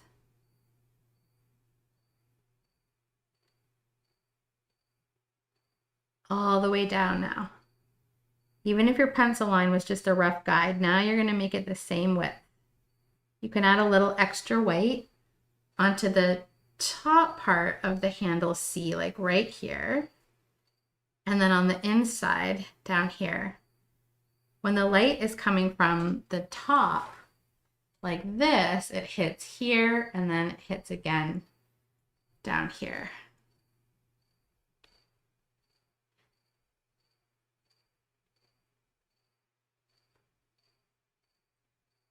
And come around the outside of the plate.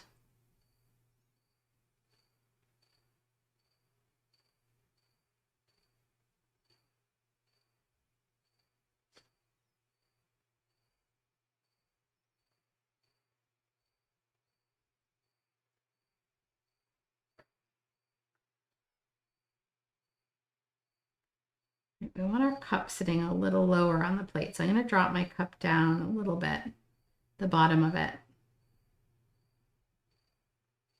There we go, that's better.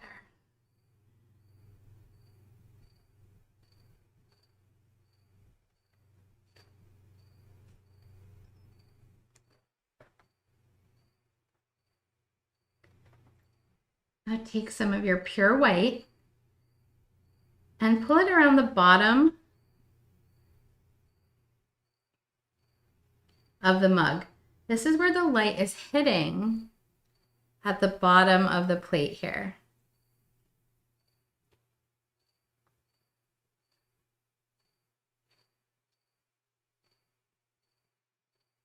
The back side of the plate is curving up where the plate flattens at the bottom. The light is going to be hitting it a little bit more.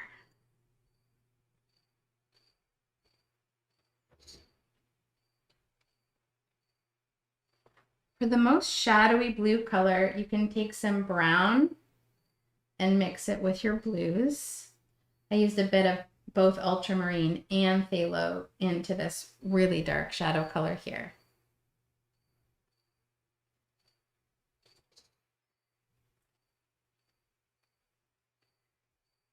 Come into that middle powdery blue and let's fill in the base of the plate.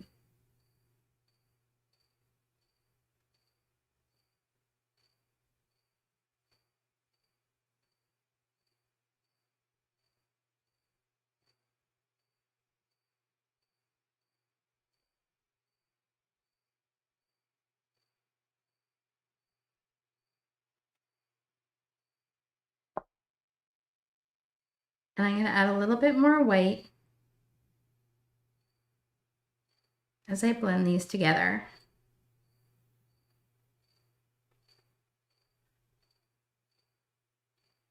Just focusing on the plate for now.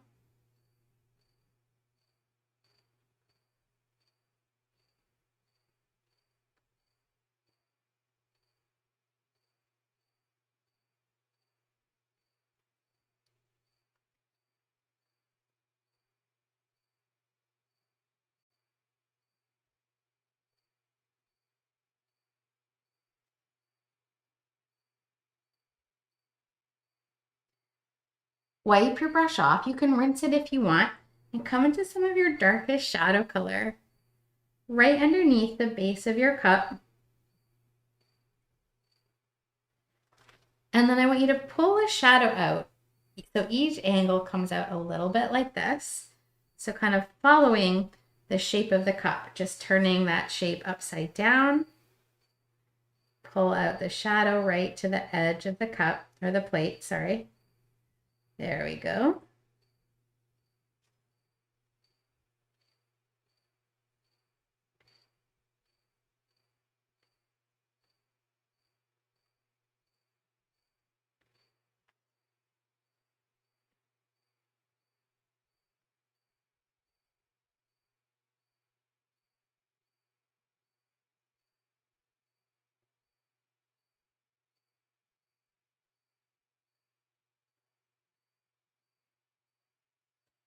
While we're here, I want you to grab a little one round brush and let's just come around the rim again.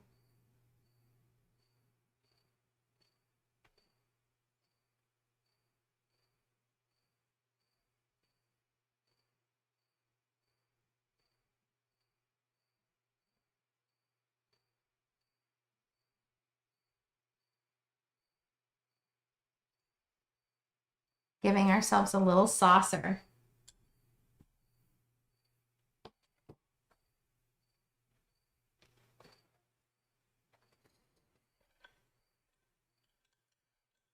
Next up, we're going to come back up into the top of our cup with a little flat brush. Let's take some white and mix it with our middle value blue here, that powdery blue, to get kind of an in-between color. So between white and this middle blue, made ourselves a little bit of a light blue. And just off to the side, let's put a little bit of that lightest color into the inside brim of the top of the cup. And then grab some of our middle blue here that's powder blue. Pull it at the edges. So there's a highlight that's ever so slightly towards the left-hand side of the cup on this inside rim.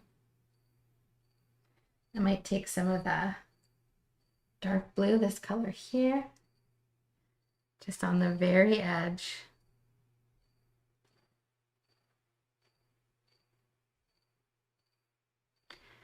And to blend an area like this, you need to just gently tap the two colors together. So we can kind of pull the colors in like this, and then use a clean brush to just feather them together. Now I've touched the dark color, so if I come over into my light color, I'm going to transfer it over there.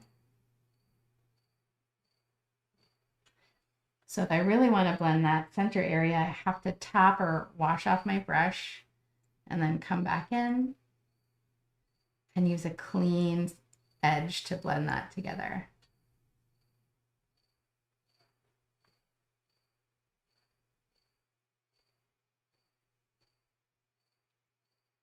And put a little dark line right across, right under the rim.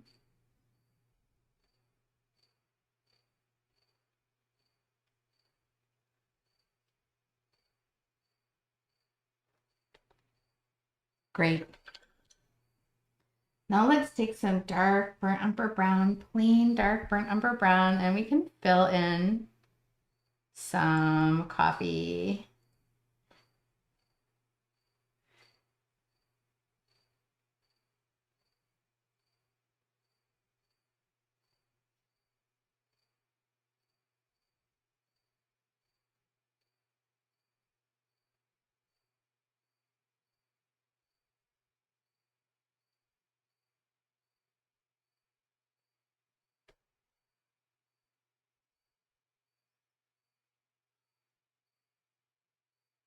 Few things are as lovely as a steaming cup of coffee on a cozy day.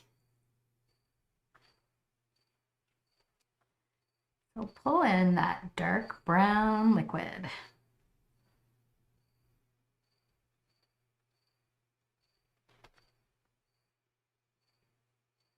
As I sometimes call it, the go-go juice. Don't forget, you can always clean up an edge just by hovering over it. Now we're going to get into the body of the cup. I want you to observe where the highlights are. The light is coming down from the top in this way. So really highlighting here the top of the rim. The handle here is blocking a little bit of the highlight. We've just got a bit of light coming through, and then really the light is picking up on the shiny side here. Also light bouncing off the cat, reflecting back onto the cup. So into our darker blue color, and let's fill in the base of the cup. Come right over any lines that you made in the white. They were kind of just a placeholder.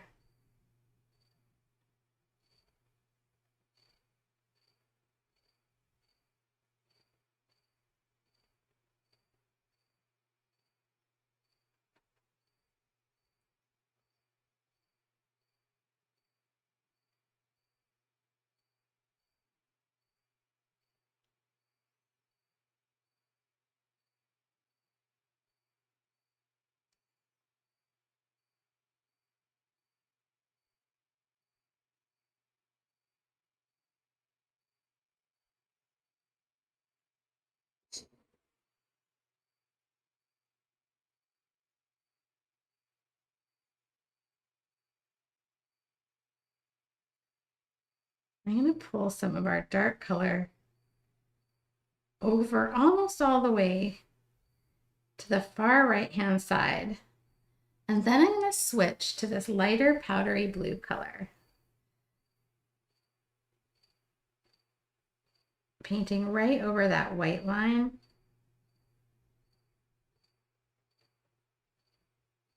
When I blend this together, I like to move down and almost think of it like I'm carving the cup, like pulling my brush strokes down or around a curved edge of the cup. It can help you capture the form with the direction of your brush strokes. So using this powdery blue and pulling it in and down.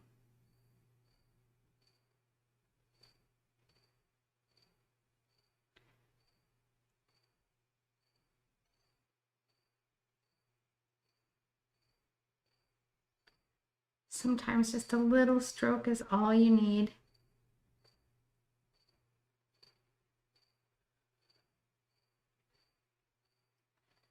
Let's take some of that light blue that we made and pull a little highlight down the far left side.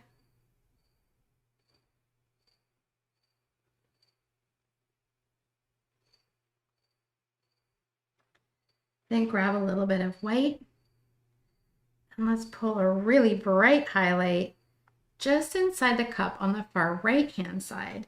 And then let's pull just a little highlight in there. Wipe the paint off your brush and then just gently hover in the direction of the cup over the edges to blend that in wet on wet. So blending this in while that first blue layer is also wet is going to create that nice, really smooth gradient.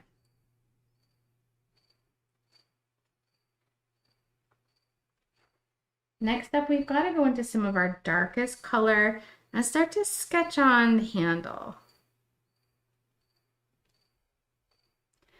Because I dropped my cup, I might actually pull the handle down a little bit lower. I'm not worried about that white line on the inside of the cup because we're going to have blanket in there, so I can just paint over that.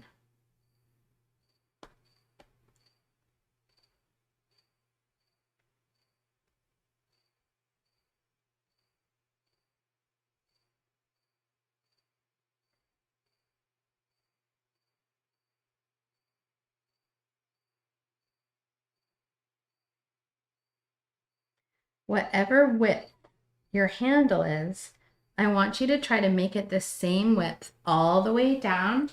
And when you're ready, switch to the round brush for the highlights. Come into some white or some light blue. That light is hitting really strong at the top of the cup and kind of petering off. I'm going to snuggle in here. So that highlight, really strong at the top of this curve. And petering out. If you wipe your brush off, you can use a clean, damp brush to just lightly blend this highlight in.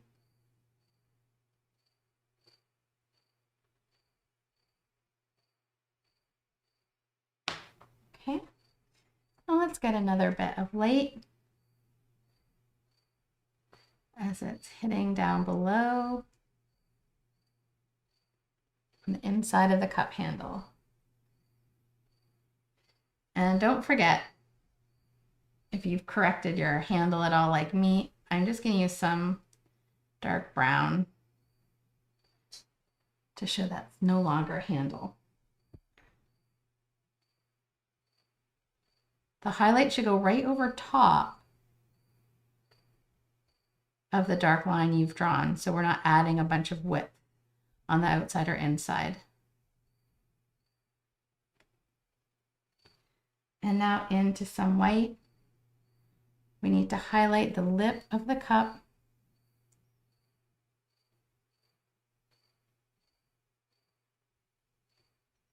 That little smiley face.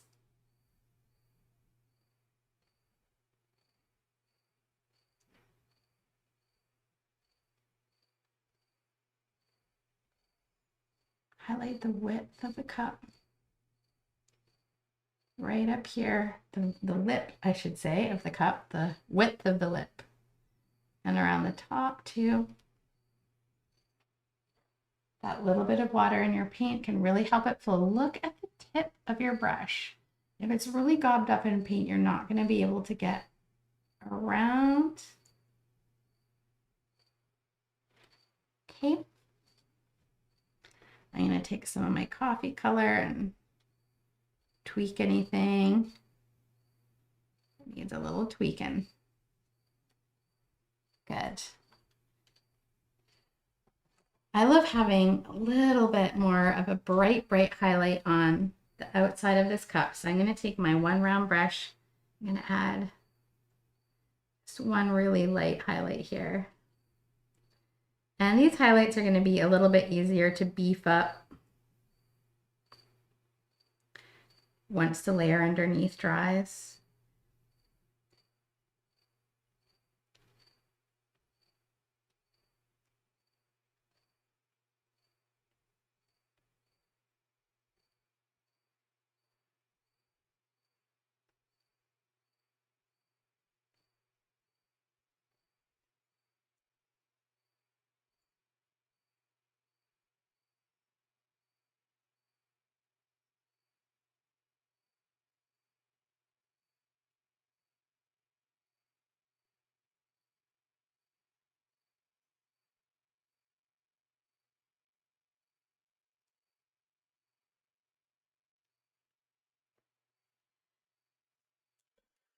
Now let's take a little bit of yellow and mix in that purple so we get that same warm brown color.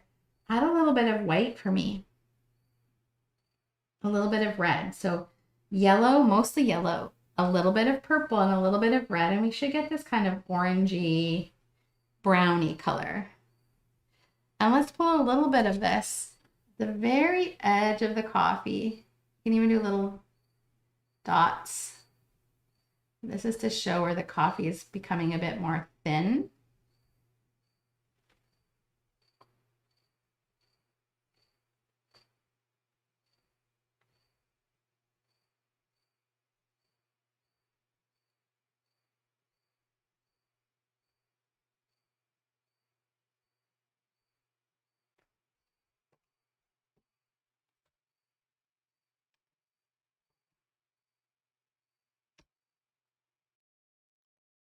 All right, my friends, it is the perfect part of this painting that you have all been waiting for, the kitty cat.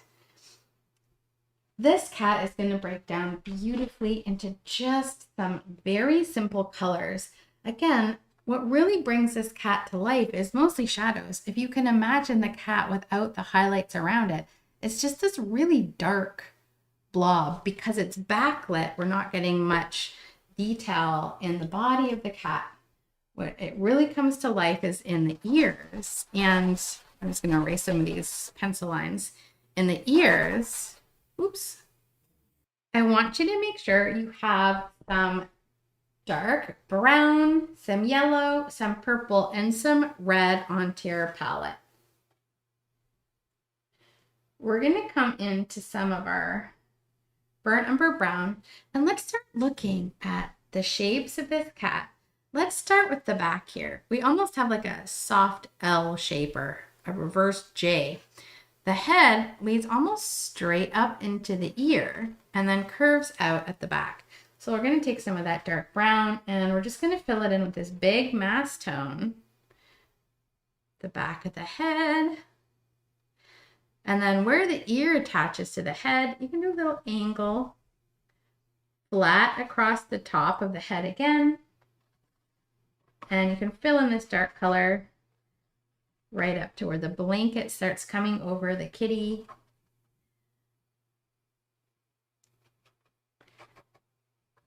Into the back of our head here.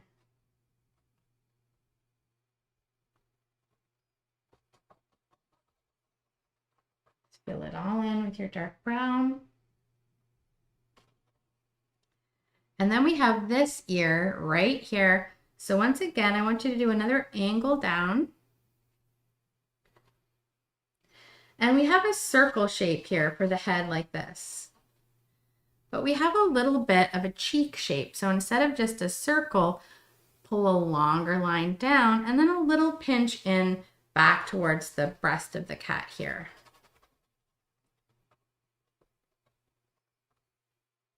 So here's the ear. Then we're going to come out just a little bit,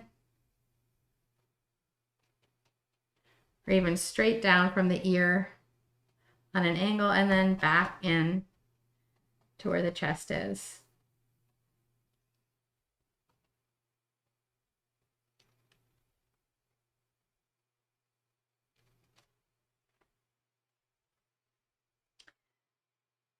I want to take some of my dark brown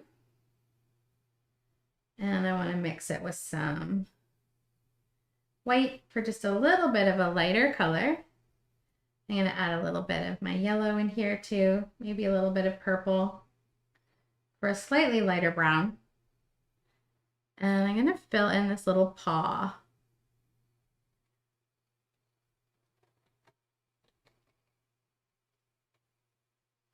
In a slightly lighter color.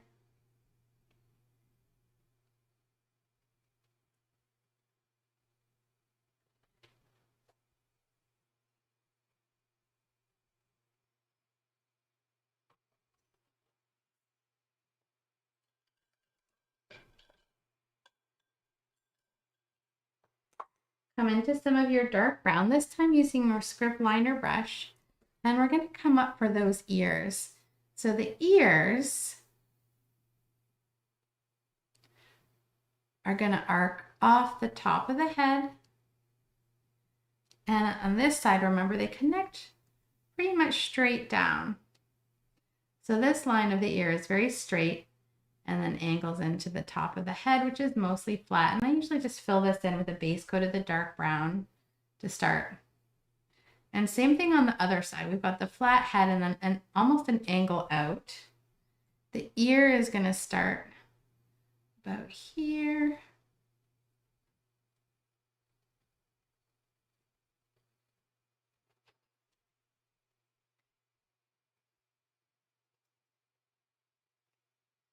Really soft triangle shapes.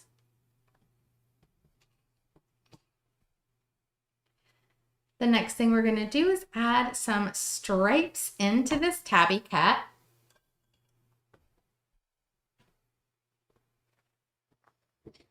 I want you to make sure we have some black.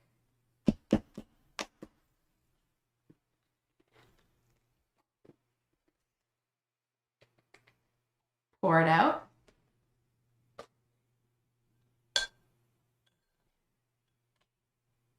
I'm going to grab this little whisk brush and we're going to use this big stripe that comes down from the top of the head and then follows down the body of the cat as a guide. So coming across, I'm going to put a little darkness right under the base of the ears. I'm going to blend it up into the ear. And I'm going to put a little black along the base of this ear too.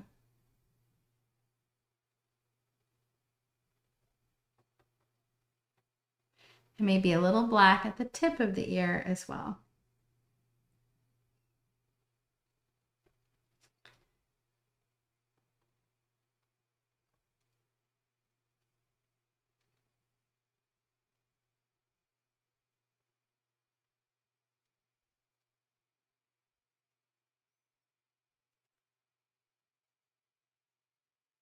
Then I want you to find the center of the head right here.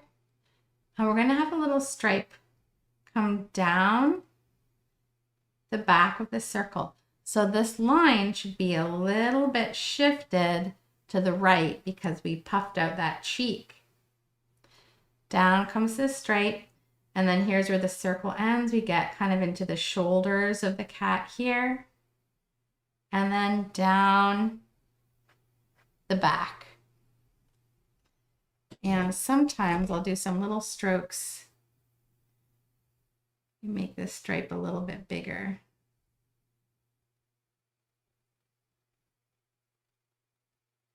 Right here.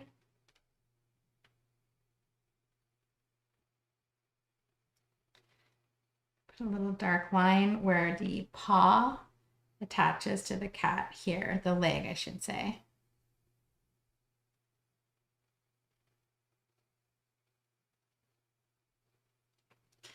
And even some little stripes into the leg, kind of curling around the shape of the little leg here.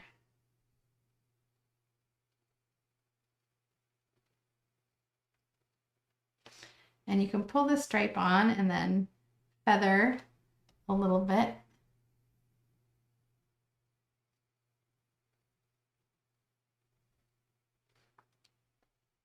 Some stripes into the paws.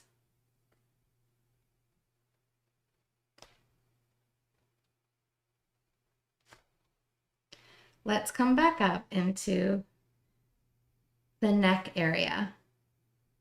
So here's kind of the shoulders of the cat. And we're going to have a little stripe, kind of like a V right here.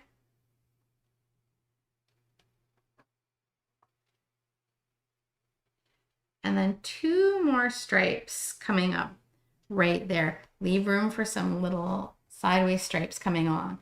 But we're going to do this little V shape and then these 2 stripes following this stripe here. So I'm going to come out and down the back of the neck. Going to come out and then in towards this little V shape.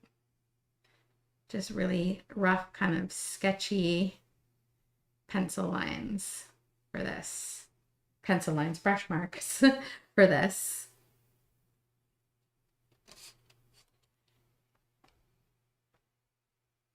Maybe we'll get another little stripe or 2 coming down towards the cheek. Maybe one here, be another one here. Coming in towards that cheek.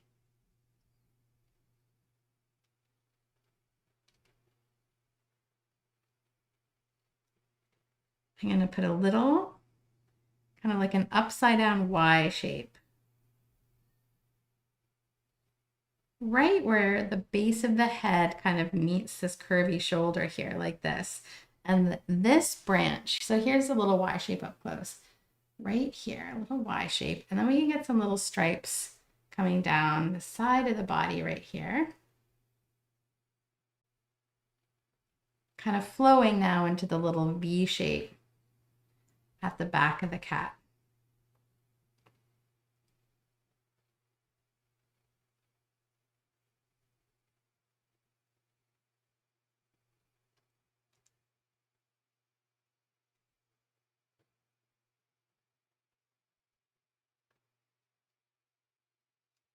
Okay, so up close, it just looks a little something like this.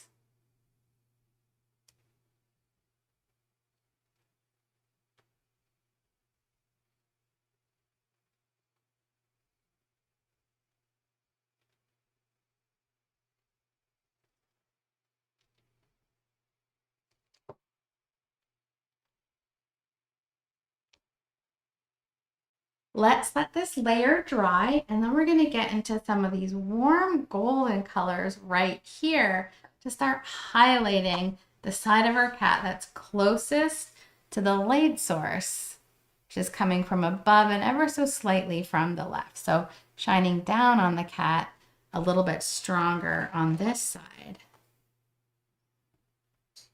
I'm going to grab my blow dryer and give this a quick blast.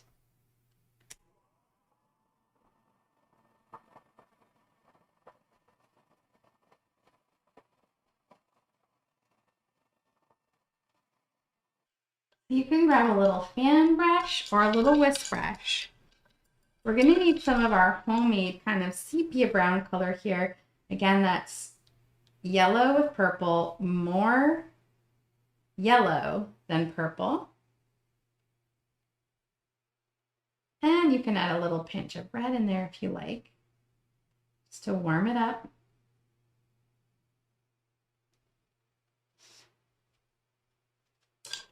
I want you to rinse off your whisk brush so that you can really see a little bit of separation in the bristles.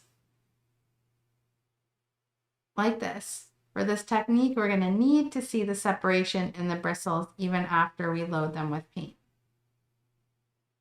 So I'm going to use this smaller one, come into some of this warm sepia color. And start to come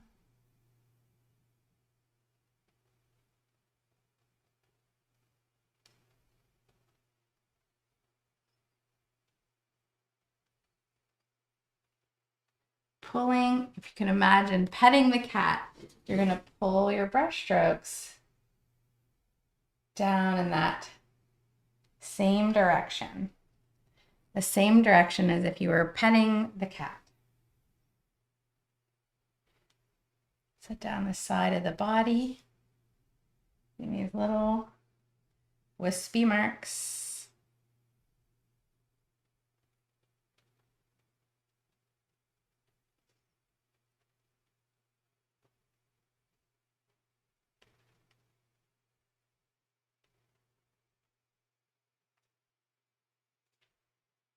And the side of the body, the hairs kind of sticking straight out there a little bit.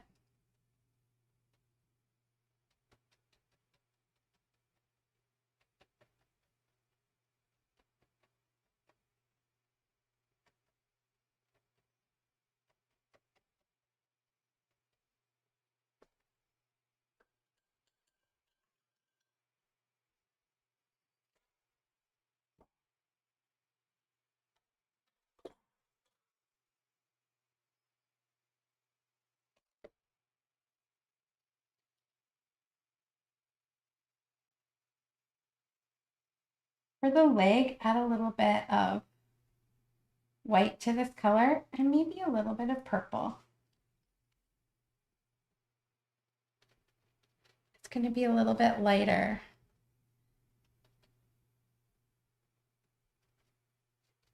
than the rest of the cat's body.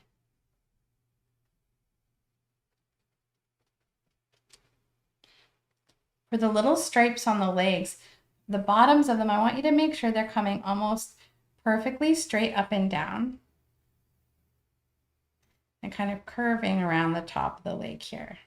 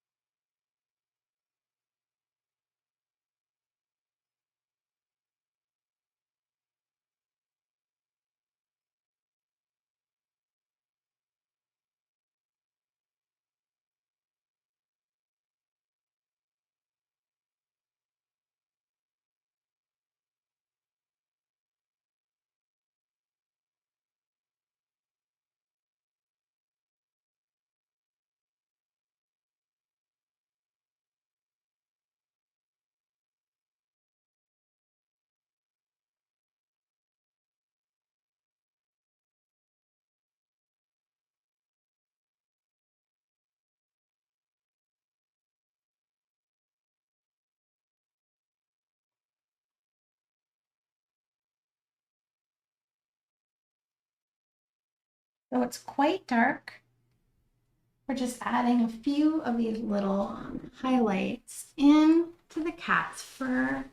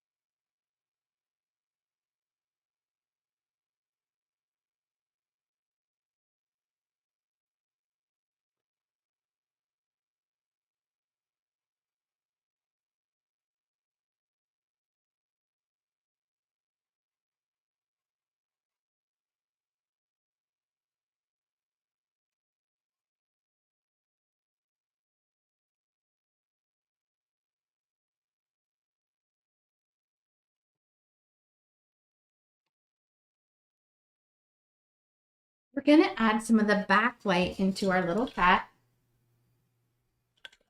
Rinse off your whisk brush and add some water into some of your paint and the tiniest little bit of yellow to make this not a pure white, but a nice warm light yellow color.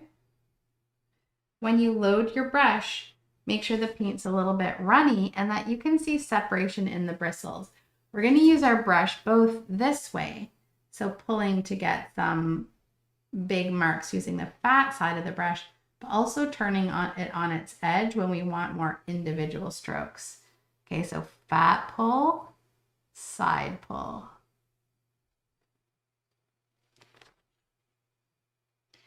So let's start just kind of tapping around the edge a little bit. I'll often just tap a little bit at the edge of the cat, getting that nice shape. And here we can add a little shape into the ear. You can kind of curve it in a little bit before we come up. Make it a little rounded at the tip of the ear.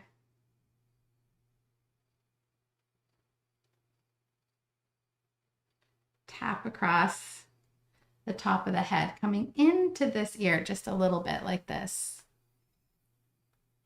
And when you feel comfortable tapping, we're going to start to pull some fur out.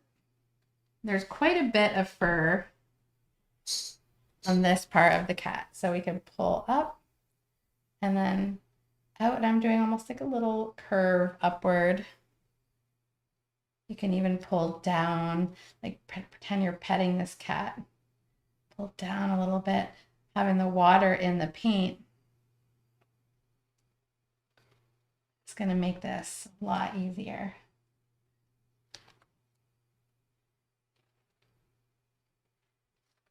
We're even going to pull a little bit, just a little bit of watery paint out around the ears.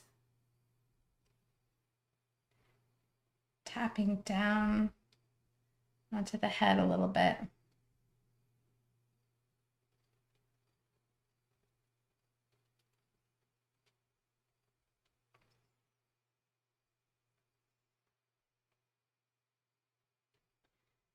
Coming up for this ear, maybe arcing in a little bit.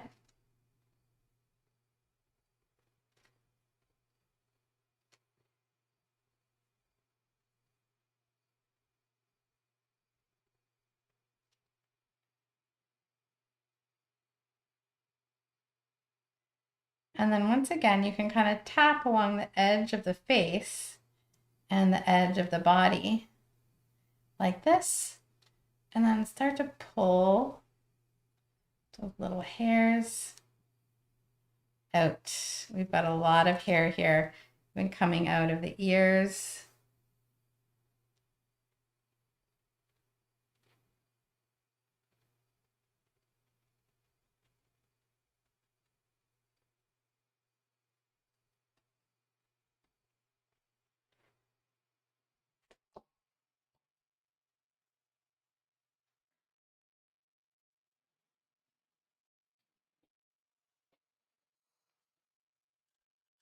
I'm going to take a little bit of this light golden brown too,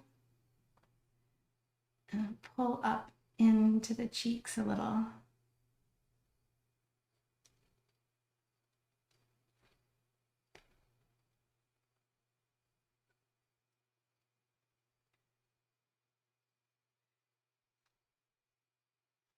That little bit of a lighter color on this side of the kitty.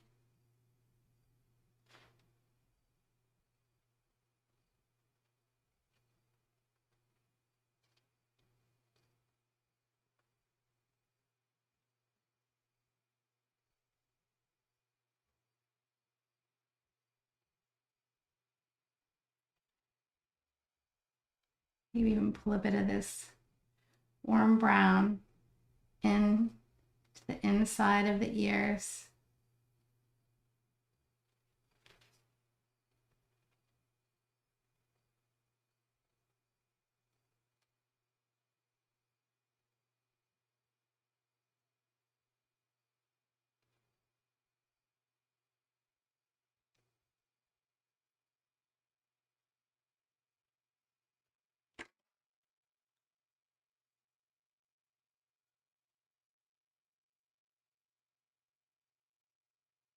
using the side of my brush here, and I'm pulling some little hairs up and towards the cat, keeping that same shape, but letting it get really light on the outskirts, pulling some just really thin strokes as it peters off into the leg here. And speaking of that leg,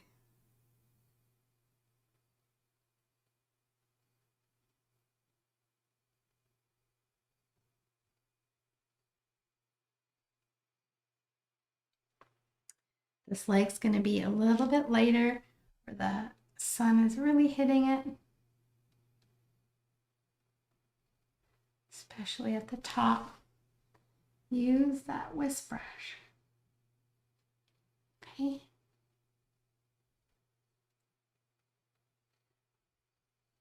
And we don't want a solid line where these hairs come off. This is just the light furs getting backlit by the sun. So instead of like a solid line here, we're really wisping these up into the cat. So you can come back in with some of the darker color if you need to bring a bit of the structure back into the original shape that we had. Just instead of a solid line, a little broken line as we swoop up into our little kitty here.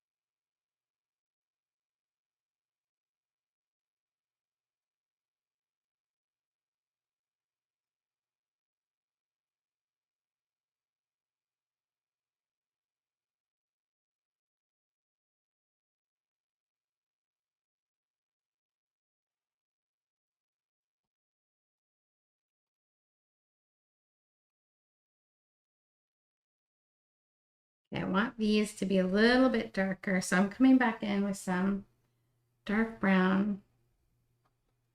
I want the lightest parts of the fur to really be in the front here.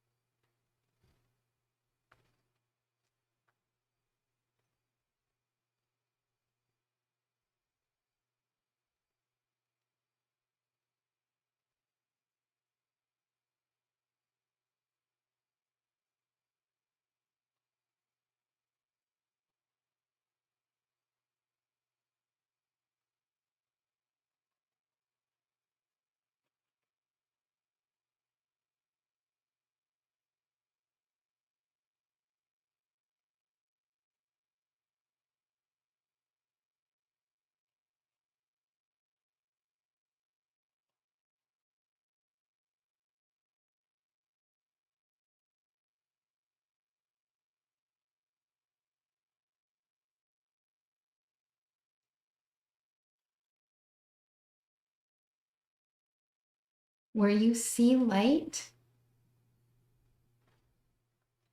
paint the light. Most paintings are about capturing light. We're going to add some lighter pink and yellow color into the ear and some whiskers to finish off our kitty. But for now, let's give this a little dry.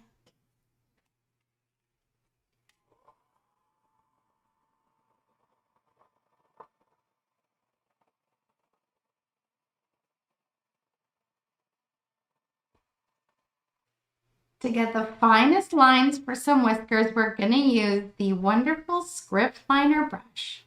This brush has a really long bristle, And it works best with a watery paint, so its bristle shape can soak up that watery white, and it allows for long pulls of really fluid color, and it makes those lines really thin. So I want you to take some white, and we need to make it really runny, as runny as plain black coffee or maple syrup or 2% milk. Then rinse off your script liner brush again.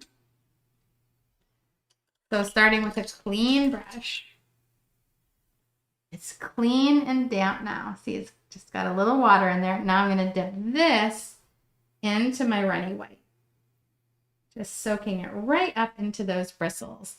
And feel free to practice on a piece of paper until you can get yourself a nice thin line. If it's super loaded with paint, it's not as effective as when there's just a little paint. And if you go fast and hard, it's not as effective if you just use a light pressure and pull, okay? So light pressure and pull down. And you can practice some little hairs first. Like you can come over some of these little parts of the cat first.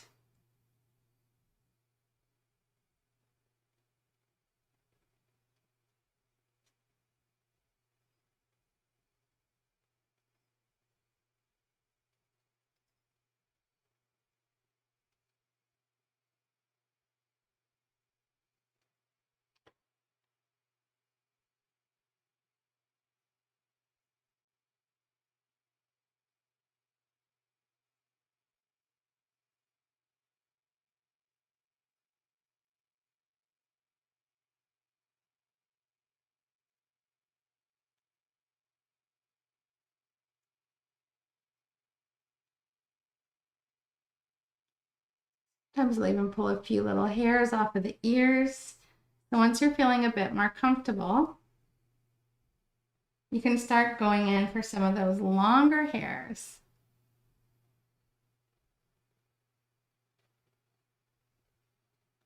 Maybe a few coming out at the top of the ears. A whisker or two peeking through on the opposite side.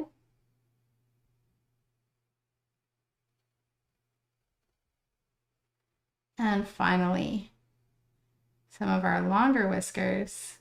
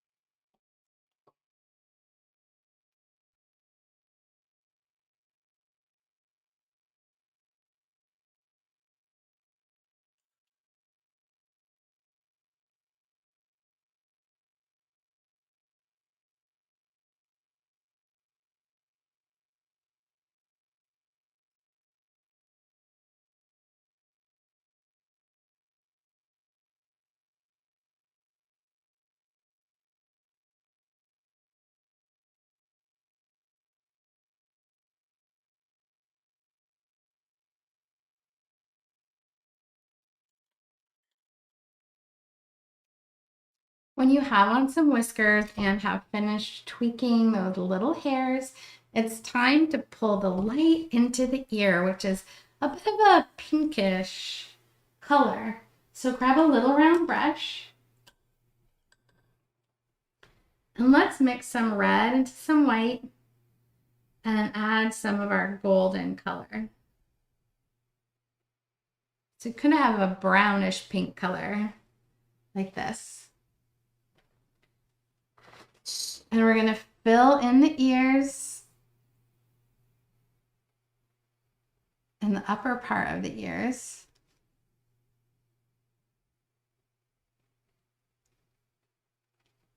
Then just soften it into the blacks we put at the base of the ears. Then we're going to take some more white into this color and add some yellow. So we have a really, really light peachy brown color. Okay, so the original color is something like this, and then the peachy color is something like this. And we're going to add a little bit of this right here and right here. You could even use a really whitish yellow color. I want you to dab the color in, then clean off your brush. So it's just a clean, damp brush, and let's just feather over the edge of this color.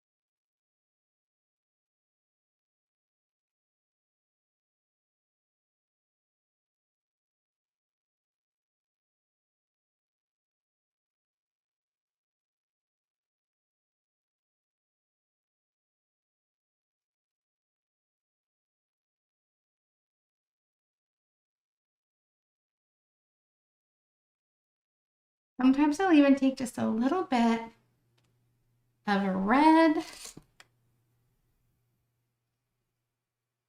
into the edges of the ear.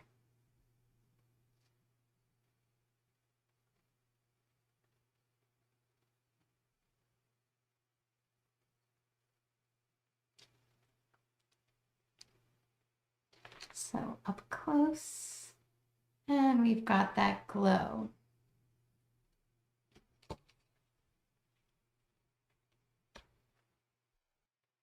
When you feel like you're finished with your cat's glowing ears, it's time to pull in this knit blanket. I want to start with a base color of some grays, and we're going to have a bit of a bluish gray and a reddish gray. So sometimes I'll mix black over top some of the colors that we already have here, because we are essentially done with all of the colors, all of the objects except the blanket. So black has a really potent tinting strength. So I'm going to add just a little bit of black into some of this brown. Maybe add a bit of red in there too. Some purple got in there. So it's a gray, grayish, reddish, brownish color.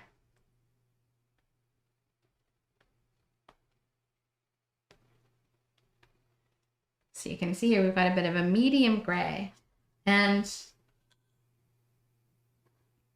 I'm going to pull this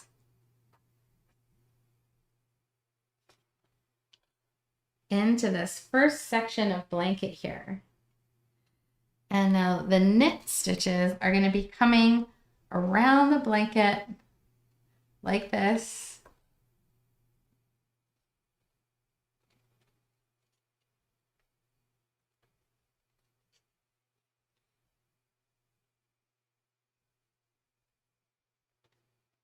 So I'm going to pull my brush strokes in that same direction, up and over the kitty.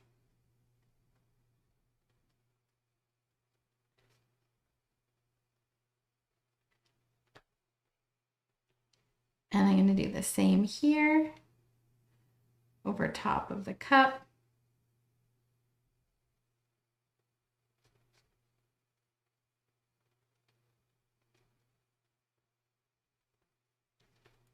And in the little side section of the blanket as well, coming up right here.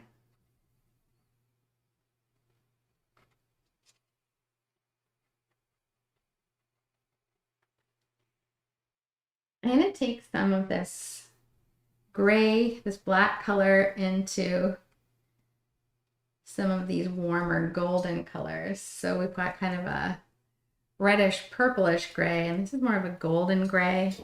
I'm going to fill in a little bit of a golden gray under here.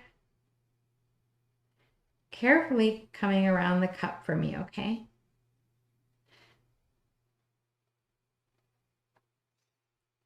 Back into that purpley gray right here.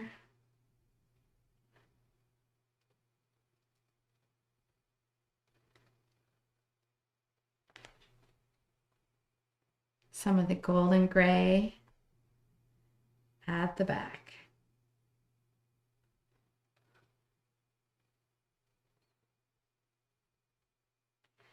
And some of the golden gray around the mug.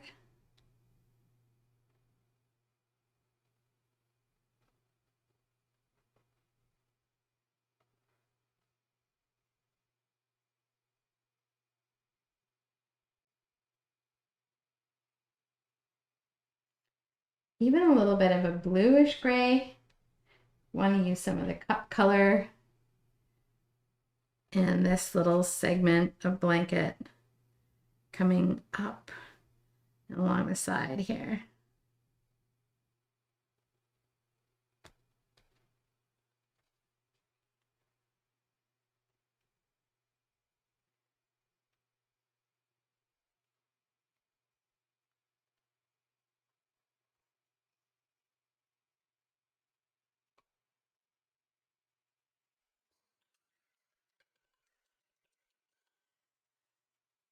Now a knit stitch is essentially a little V shape like this.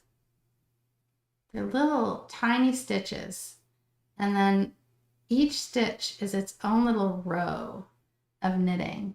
So then we're going to have all these rows with these little V shapes in them to create that knit stitch pattern. And we'll do that in more detail right here on our canvas. So grab your little 1/4 inch flat brush, add a bit of water to some of your black, and let's create some little rows. Remember, this blanket arcs over like this. It's kind of bubbling up. So we can create some little rows for ourselves.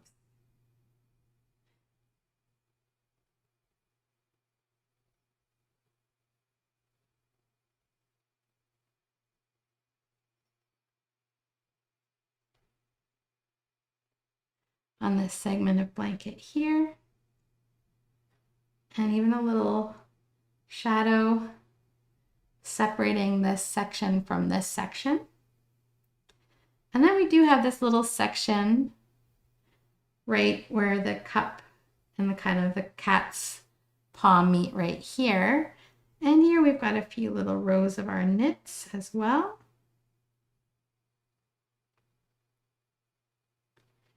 And then we've got this little section here, some rows of knitting, even some little sections in the back. So we can think of these as like rolling hills. So here we've got another section of knits.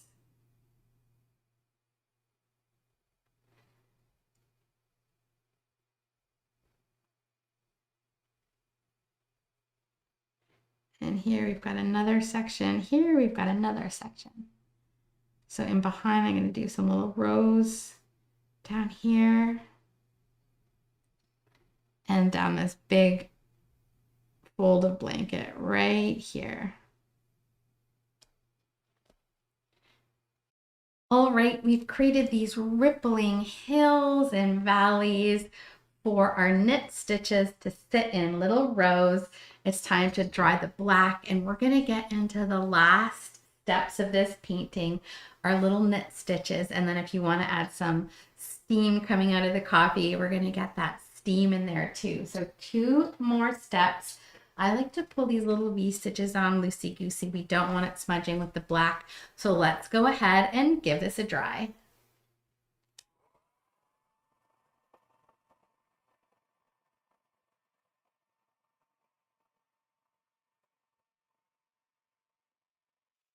If I hold this up close, you can really see those V shapes in there. Little V's, little V's, little V's, all the way down. I've kept the highlighting kind of loose because I wanted to capture the texture of a super soft and fuzzy blanket. You can have more clean V shapes, and that's going to be more like a smooth cotton kind of knit. I wanted this to look a bit more fuzzy, so I kept my V's a little bit more on the messy side.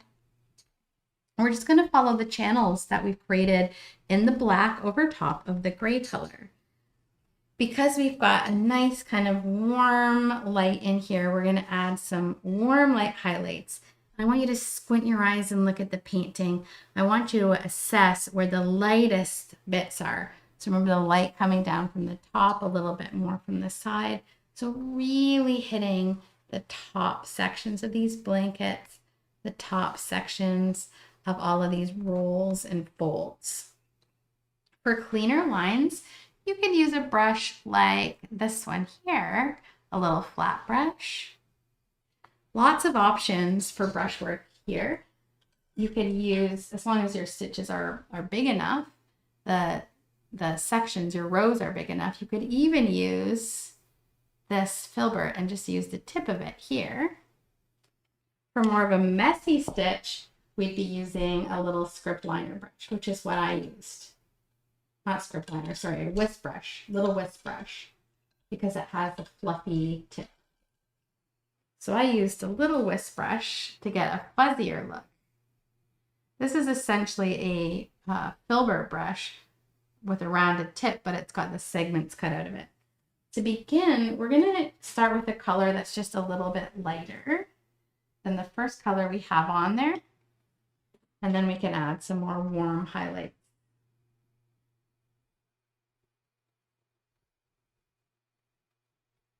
So I'm making a lighter gray color right here. Just pull some white into the darker color you made. Mix a lighter gray.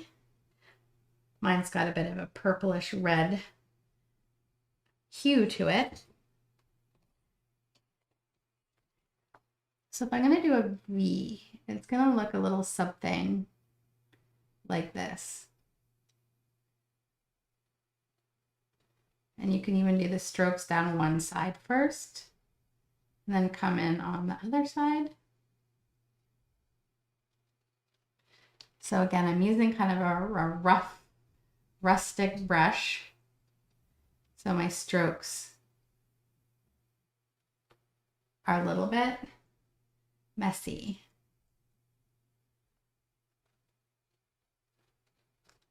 Once you've got a feel for it, you can even try doing your V shapes a little bit faster.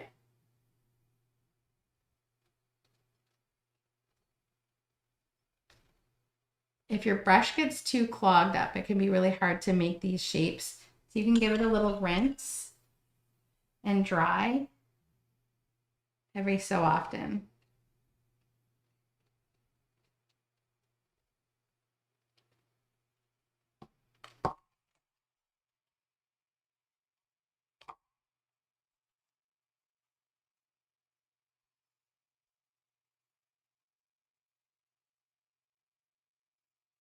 I'm going to use a little bit of a warmer color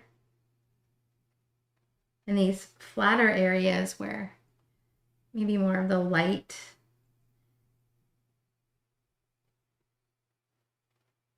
is hitting it with that warm glow. The very back here, you might even just see some little taps into those channels because it's a little bit further away.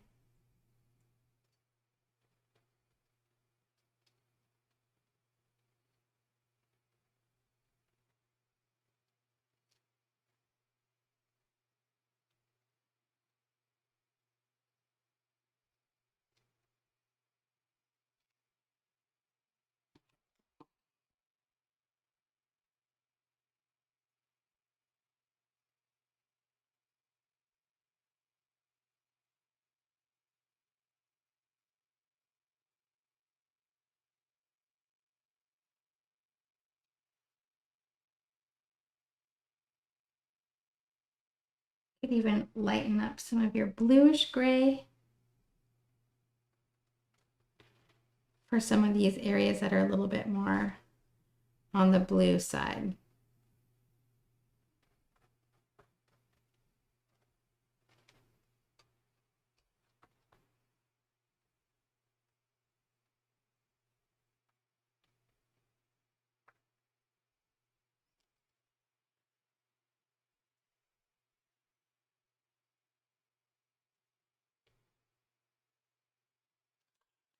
So I've gone through and made these really soft V's into this blanket. And to give it form, so right now it does just kind of look like a mess of V's. To really give this some form, we have to use the highlights along the tops of the sections here. And I like using a nice warm color for a highlight, a little yellow into some white.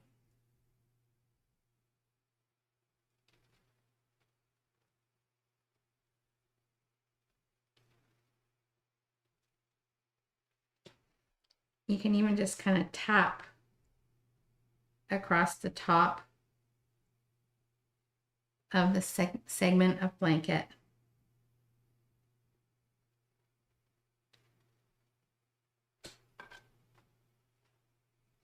With some of this color.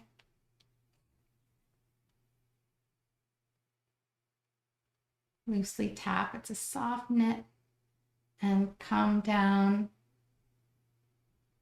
some of the very top V's with some of this lighter color and see how that really gives this a shape. Makes it more solid. So this will be the brightest highlight color. Some of the areas in the back, let's add a bit of white to our kind of homemade sepia brown color.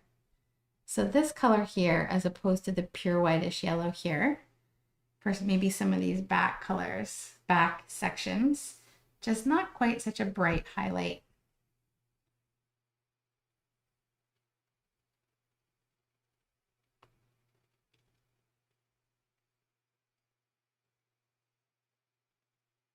And back here, it's a bit more far away. So just tapping in a little bit. I feel like this one's swooping like kind of up and down. So the light's not hitting it quite as much. So maybe this whole section is a little darker.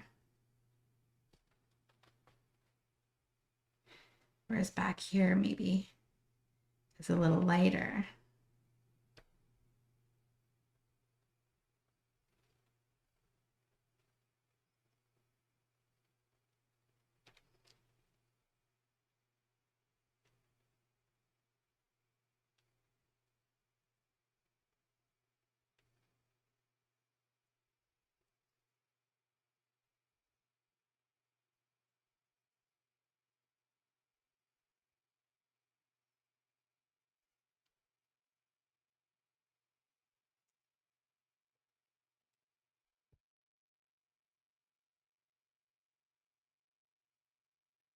Tap across the tops of some of these folds.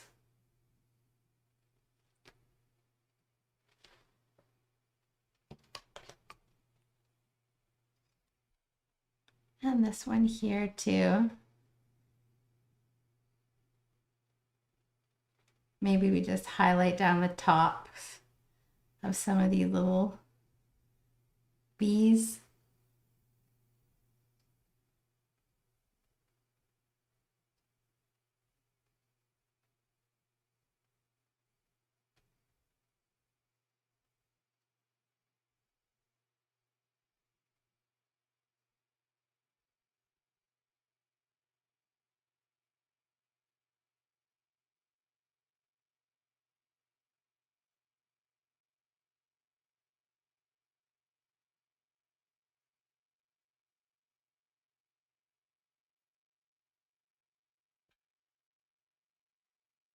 When you feel like you've got some lovely soft highlights into the blanket, it's time to decide if you want to add some steam swirling up and out of your coffee cup.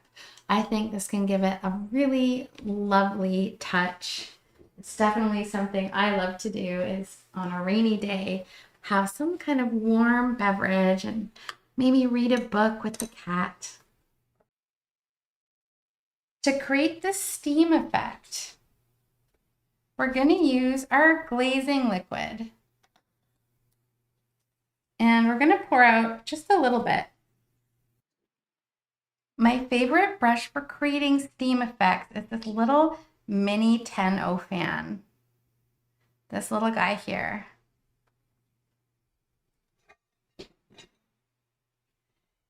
Glazing liquid, when you pour it out, is really runny. If I hold this up compared to the titanium white, you can see it's a lot more fluid.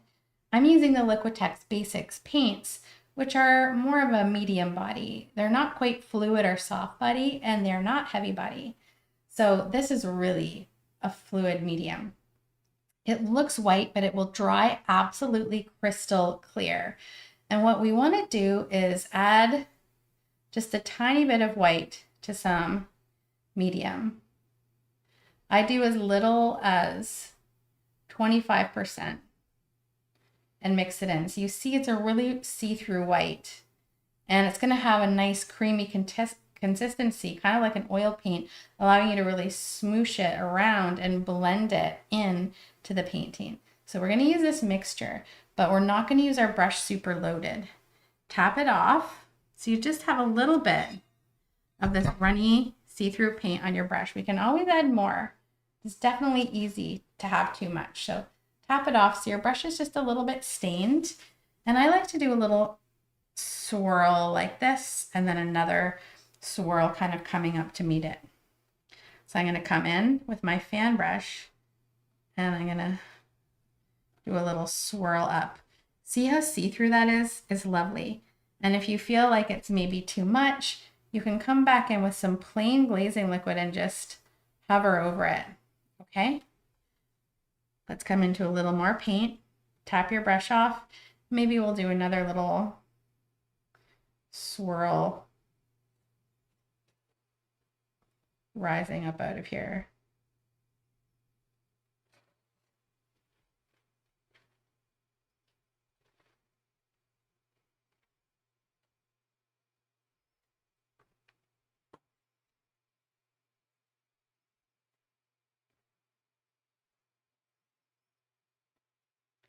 And I think that's really all that you need. You don't need too much swirl.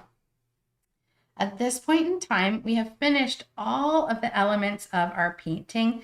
So now it's time to sit back and do any little tweaky deakies that we might want to do to finish off our work. Maybe a little highlight on the cup with the glazing liquid since we have it. Or a little extra glow on our cat.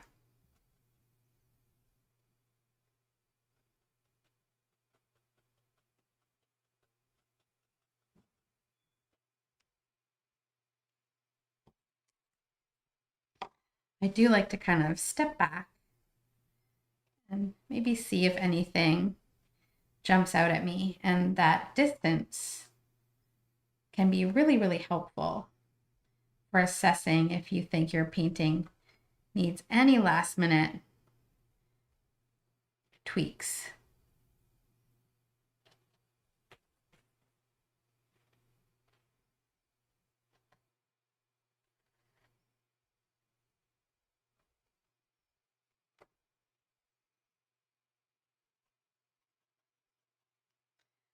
And then when you feel like you're finished, put your brushes back in their watery home. Don't let paint dry off on them.